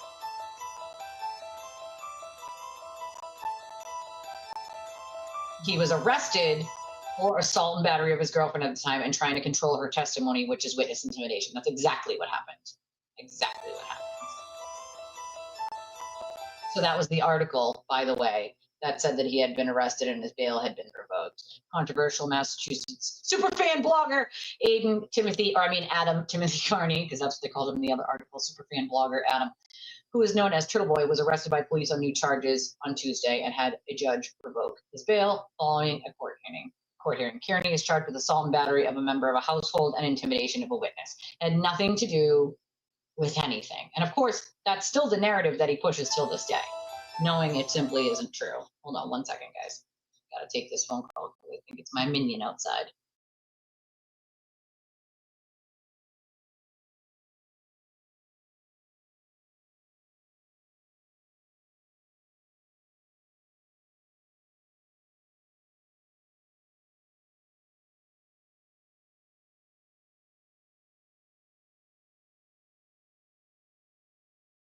Sorry, my sister's dropping off my minion. And because the room service guy is home, I'll have him go out and get it. Sure. Oh, thank you, Lorelai. I appreciate you, my friend. Since $5 says Happy Tuesday from Lorelai. Oh, thank you, Lorelai. I appreciate that very, very much. All right. So Rose said, I'm here, but I'm hours behind. No worries, Rose. At least this community is insane, but there's a worse one out there. It's the anti-Katie Joy Paulson community. They attacked a random woman because they thought she too was a supporter. There have been many C&D's trials, contempt hearings. Charlotte, the victim, is currently waiting on YouTube to remove the weirdos videos about her. It's fucking insane. I agree, it is insane. It's absolutely insane. I think YouTube doesn't help. I'll tell you that much. They don't help in the matter. They certainly fucking don't help in the matter. They make it harder. They make it harder for smaller creators like me to deal with larger creators like him that do shit like that. The only thing that I can do, right, is just grow my community and hope that my community supports me enough to hit the like button and donate to the channel, and eventually hope that YouTube stops ignoring what has been sent to their legal attorneys about their role in refusing to do anything about him and taking him off the platform. Because that's also something we've been working on behind closed doors. We actually already communicated with Alphabet's attorneys and given them a staggering amount of documentation on his videos and all of the data that goes along with it, which is how we got the $5 million number and how we know there had been over 45,000 reports to his channel at that point, which was about March, beginning of March, maybe, around there. So at that point, there was like 45,700 and whatever it was reports against his channel. And yet they had only removed like a handful of videos. He's breaking the terms of service like 96 or 97% of the time. In every video. Like every video has multiple violations. And so they are responsible at some point for not doing anything, especially if you're talking about people being harmed. He's been named already in court documents for this behavior. He's been reported. It's now gone to the Alphabet's attorneys directly. Like they know and they are very well aware. So when a lawsuit pops up and they're sued for this, they can, and there's a way around 207, which there was another court case that we just saw a parent win against YouTube and Meta for being addicting to children and them knowing about it and them not caring because it's profits over people per usual. It is the same scenario they have done here, which is profits over people. They want to make money off Aiden's videos, therefore they don't take him down. If a smaller creator pulled the stunts he pulled, like Purple, for instance, they will take that channel down so fucking fast your head will spin. But a bigger creator, they just keep allowing it to happen and happen and happen and happen because they're making money off of that channel. That is a fucking problem. That is a fucking problem. A serious problem. He should be prepping, but let's be honest, he isn't prepping for shit because he hasn't found a fucking attorney who wants to take it yet, in my opinion. And even if he does find an attorney who takes it, he's gonna have to pay a hefty amount of money for that civil case. For anyone to even want to touch it with a 10-foot pole. Then he's got to then pay another attorney to do the Kylie's. And she's suing him. And that one is in California. The district is Napa.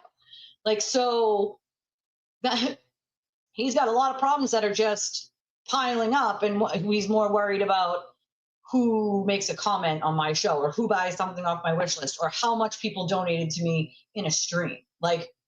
That's what you're worried about, dude? You're spending 20 hours a day on fucking social media trying to count how many donations I got or how many things from my wish list came off. There is something you should worry about your ongoing criminal and civil suits there, bud. That's what you should be working. I agree, Casey. Suing his universe will be his biggest downfall. I agree. Of course he did. Of course. People have also given him cash. He's done these fucking things where he didn't give his cut. He's made quote appearances that he got paid for those. Come on. There's, yeah, exactly. Then you have to pay taxes again. So it's usually another 50,000 on top of it after you make those winnings. So you might win $1 million, you get less than half of it. And then again, at the end of the year, which is crazy to me, because I just gave you a huge chunk of what I quote won. Now you want another $50,000? Get the fuck out of here. You don't want even close to $1 million at that point. What the fuck? They were in community room discussing things while he took notes. There's also a bathroom there. Why do you all suppose he went up to her apartment? Well, he went up to her apartment because he wanted to know what, and here's the funniest part, is it really had nothing to do with anything. He was so dead set on knowing what Lindsay said to Kate. That was all he was worried about, is what did you say to Kate? What information did you give Kate? The testimony was secondary. right? It was secondary to he wrote down all the shit she said to Kate, right? That's what he cared about. And then, of course, as a secondary, he was like, you can throw your phone in a fucking river. You don't have to testify against me. You can just say you don't remember. You can say this, you could say that. Like, and of course, like forcing her to give him her phone and go through all of her shit, like for like hours, right? Like hours, you know, hours. Like this is fucking crazy, you know, crazy. He went up to her apartment because he wanted something, obviously, that she wasn't giving him at that point, right? And so I believe that he thought there might be like another phone or more information that she wasn't telling him, and I think he thought that was a way to get it, to be honest. Like, you know, he never went to jail for Karen Reed. He's just a fucking liar. Ebenezer Screws, yeah, had his epiphany overnight. That's true. This God shit will never change. I agree. A narcissist, like, they don't have the capacity to change, no matter how many times they have to deal with the shit they created. They just will keep blaming other people, you know? Agreed. No matter how many ghosts appear in his dreams, may they haunt him long and hard. I agree. Like, he has to live with this, but narcissists don't have the capacity to give a fuck. They don't care, right? And they just take it right out of their mind, don't even ever think about it. They sleep just fine at night, which is the craziest part, you know? It's crazy. He said if the people he wrote about gave him a good enough reason to take it down, he would, right? Otherwise it stays up. Yeah, except he won't. That's a lie. That's a fucking lie. The fact he has taken down or debated taking down some articles he wrote about other people's speech feelings and thought he was proud of his work, so why take it down? Agreed. He takes it down when he becomes, quote, friendly with them and they can give him something, right? Or when they're on his side for something. That's the only time he takes it down. Or when he's trying to make a deal with someone. When he sent someone to a third party to talk to me, he sent someone to talk to me with the first thing they said was, oh, Aiden has offered to take down everything he's ever written about you. I go, why would he do that? They're like, I don't know, you're going to have to talk to him. And I'm like, yeah, that's not happening. That's not fucking happening. She's like, I'm just a messenger. I'm just giving you the message. And I'm like, cool, message received. Tell him to fuck off. Not happening. Whatever he wanted from me, which I believe at the time was probably to give him information on Lindsay or turn on Lindsay or whatever it is that he wanted, like, wasn't going to fucking happen, right? There was no, not even a single second that I was like, oh yeah, that's a good idea. Nope. I was immediately, the damage has been done with his lies. It's up there. I don't give a fuck if he keeps it up for the rest of my fucking life, dude. He's lied. It's up there. Taking it down doesn't take the damage away, right? It doesn't stop the damage that already fucking happened because of your lies, bro. So using it as a bargaining chip had worked for him for so long, he just never thought anyone would say no. And not only did I say no, but he sent the same day or week the same person, or I don't even know if it was the same person or a different person, another third party to ask Julie Ginto the same thing. Oh, I'll take everything down I ever wrote about her. No. We both said no. Like, fuck off, no. Like, not happening. But in the past, he had used that as a bargaining chip. Well, I'll take it all down if you do this for me, if you do that for me, if you, like, no. Fuck out of here with that. Absolutely fucking not. Absolutely not. You know? Oh, I'm glad that the court demand that YouTube remove the videos. That's about the only time they actually do it, is when a court orders it and demands it. And issued bench warrants for those who haven't removed their videos. Interesting. I'm glad that they did that, because I don't think you're going to find a judge in Massachusetts to do that, but they do need to be held accountable. Because it's like, what the fuck? No, you know? No, it doesn't. He still only has a certain amount of time to answer. And if he doesn't, then he defaults. So, you know, he better find one, and you better find one fucking quick, you know? Yeah, he censors people 24/7. That's the funny part about when the cultists come to my channel, like, oh, censored. It's like, bro, do you know how much he censors people? Like, shut the actual fuck up. He is proud of all the viewers that some YouTubers lost after Karen Reed. Amazing. I'm sure he is. You know, hopefully we'll announce soon this new discounted civil attorney. But definitely got to be discounted, because no self-respecting attorney wants to lose this miserably dealing with that guy. You know what I'm saying? Yeah, oftentimes numbers will go up and down based on trials. One trial ends, people get excited in something you're not covering, and it goes up and down. That's life, you know? Yeah, so that's the other thing.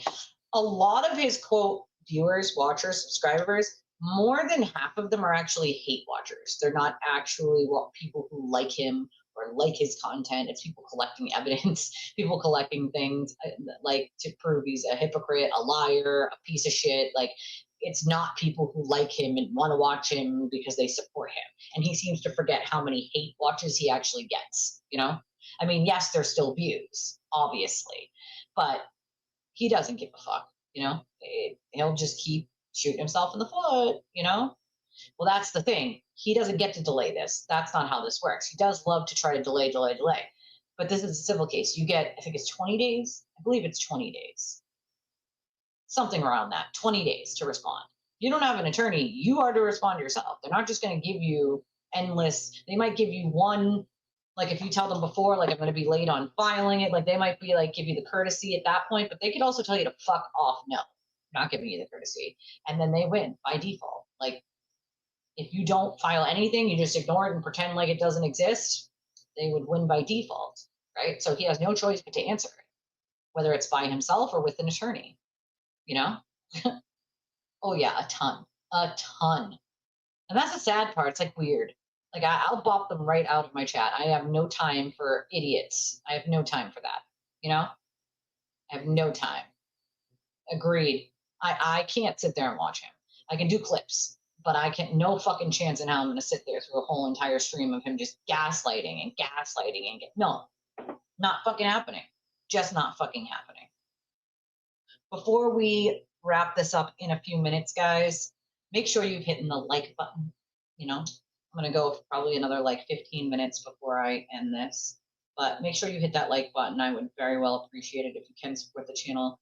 We can always use the support. We are a small channel, and so it's important for us to keep a momentum going here. And it's the end of the month, so it's even more important at the end of the month. So I appreciate any and all of you guys' support, whether that's hitting the like button, subscribing, sharing the videos, being here all the time, commenting in the chat, no matter what it looks like, buying something off our wish list, which has happened a lot lately, and we appreciate any and all of you for that. Or sending a direct donation like Cash App or Venmo or our Justice Chats link. Any of those things, of course, we do have Chime as well, and we have Revolut, but any of those things I am extremely grateful for. And being a small channel, it's important that we try to keep momentum so that we don't lose it. Because when you lose it, it's hard to gain it back. And that's why I try not to take too many days off, even if I'm really feeling shitty or I'm in a lot of pain, because then A, it lets you guys down because I'm not here and people are like, where the fuck are you? And B, it sort of loses that momentum, you know? So the weirdos have been ordered to stop harassing her, yet they continue to flap their gums. Well, what they do is they use third parties, just like Aiden. They'll say, well, we're not doing it. It's other people on the internet. We can't control other people on the internet. That's what happens is they on purpose use these other third parties from all over the place, some from different countries, to say, well, we're the United States. They live in Canada or they live in Australia. We can't tell them what to do, you know? We can't do that, you know? And so that's what happens, especially with these harassers. The harassers themselves know these little things to do so that they can just feign ignorance while they allow other people to keep doing the damage to the people that they target. It's really just disgusting, you know? And it does send a strong message. I agree with Rose here.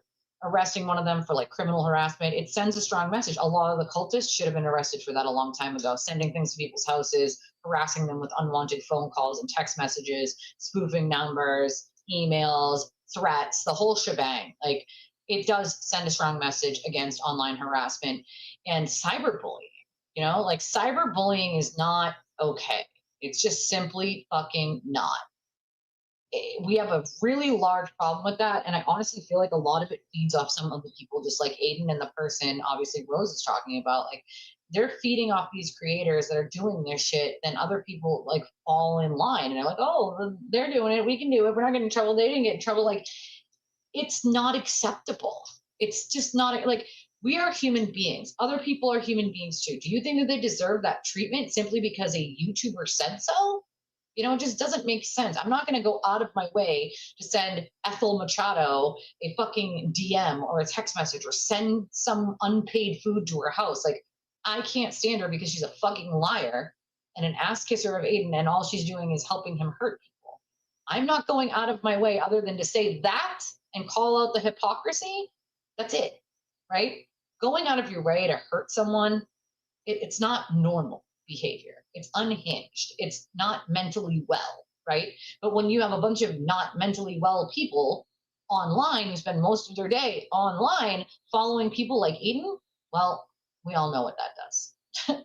It just makes people do this shit, you know?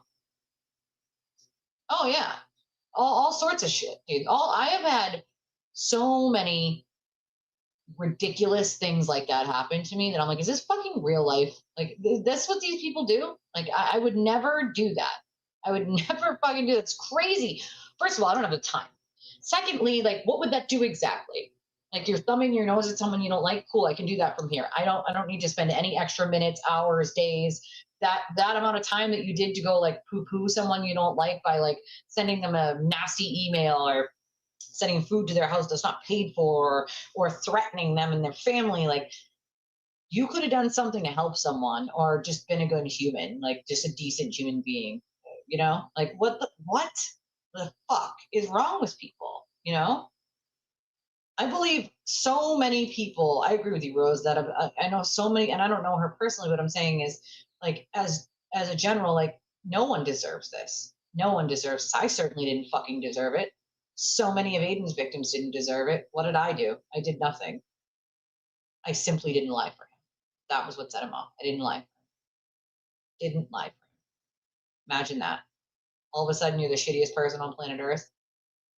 You know what I mean? Like, the most people that these people target, and let's be clear about this, they target them because they see something in them that they know that they would never have themselves. Whether it's someone who's more intelligent than them, where they think they're better looking, whether they think that they are better with people, whether they see that they have better relationships with their family, whether they have, you know, a long-term partner and the jealous person or the harasser doesn't. Most of these people who do this kind of shit have to be narcissistic in some sort of way and have some serious not okay things going on up here. And a lot of the time they try to destroy what they want. So if they see kindness or love or compassion in someone that they know they will never have, they want to destroy it, right?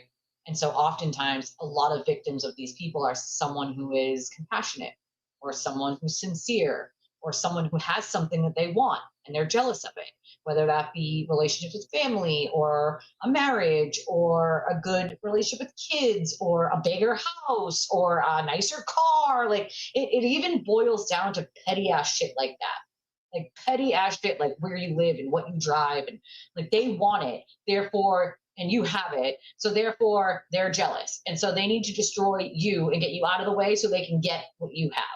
Like, that's, and it's not rational, right? That's not rational. It's not normal, right? But that's part of their warped, fucked up thinking, right? They also need constant validation, constant pats on the back, constant ego, you know, little pats of ego. Like, they need constant shit. Ah, there he is, the man, the myth, the legend. Hey, Jack. Nice to see you, my friend. Yeah, petty ass shit. Petty ass shit in the fucking clown parade, you know? And that's, let's be honest, I feel like Aiden is the head clown in that clown parade.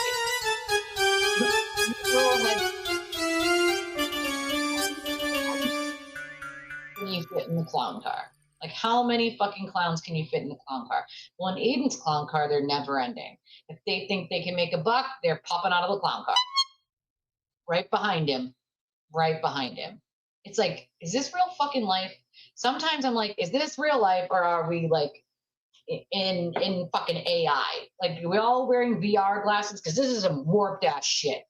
Some warped ass thinking and some warped ass way of doing shit, bro. It's not normal behavior. It's not normal to want to hurt people. It's not normal to constantly lie about people. It's just simply not normal. None of it. None of it. Yet you have all of these people, right, that are following him that will literally do the exact thing that he gave the dog whistle to do, right? Because he did it, so they think it's okay, and they're going to get a little pat on the head from him. Oh, good job.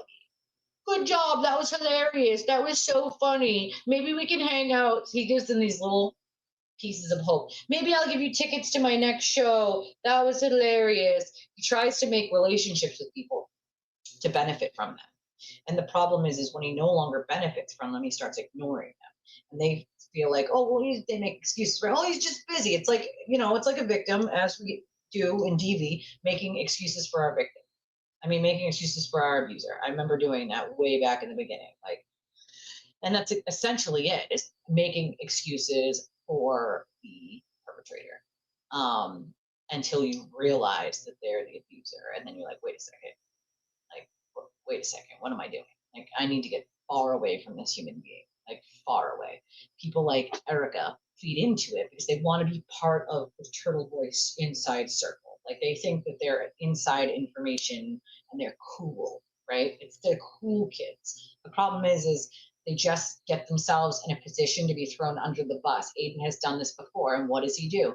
Throws every mod, every friend under the bus to save his own ass. And he'll do it over and over and over. Adam Kearney, superfan blogger.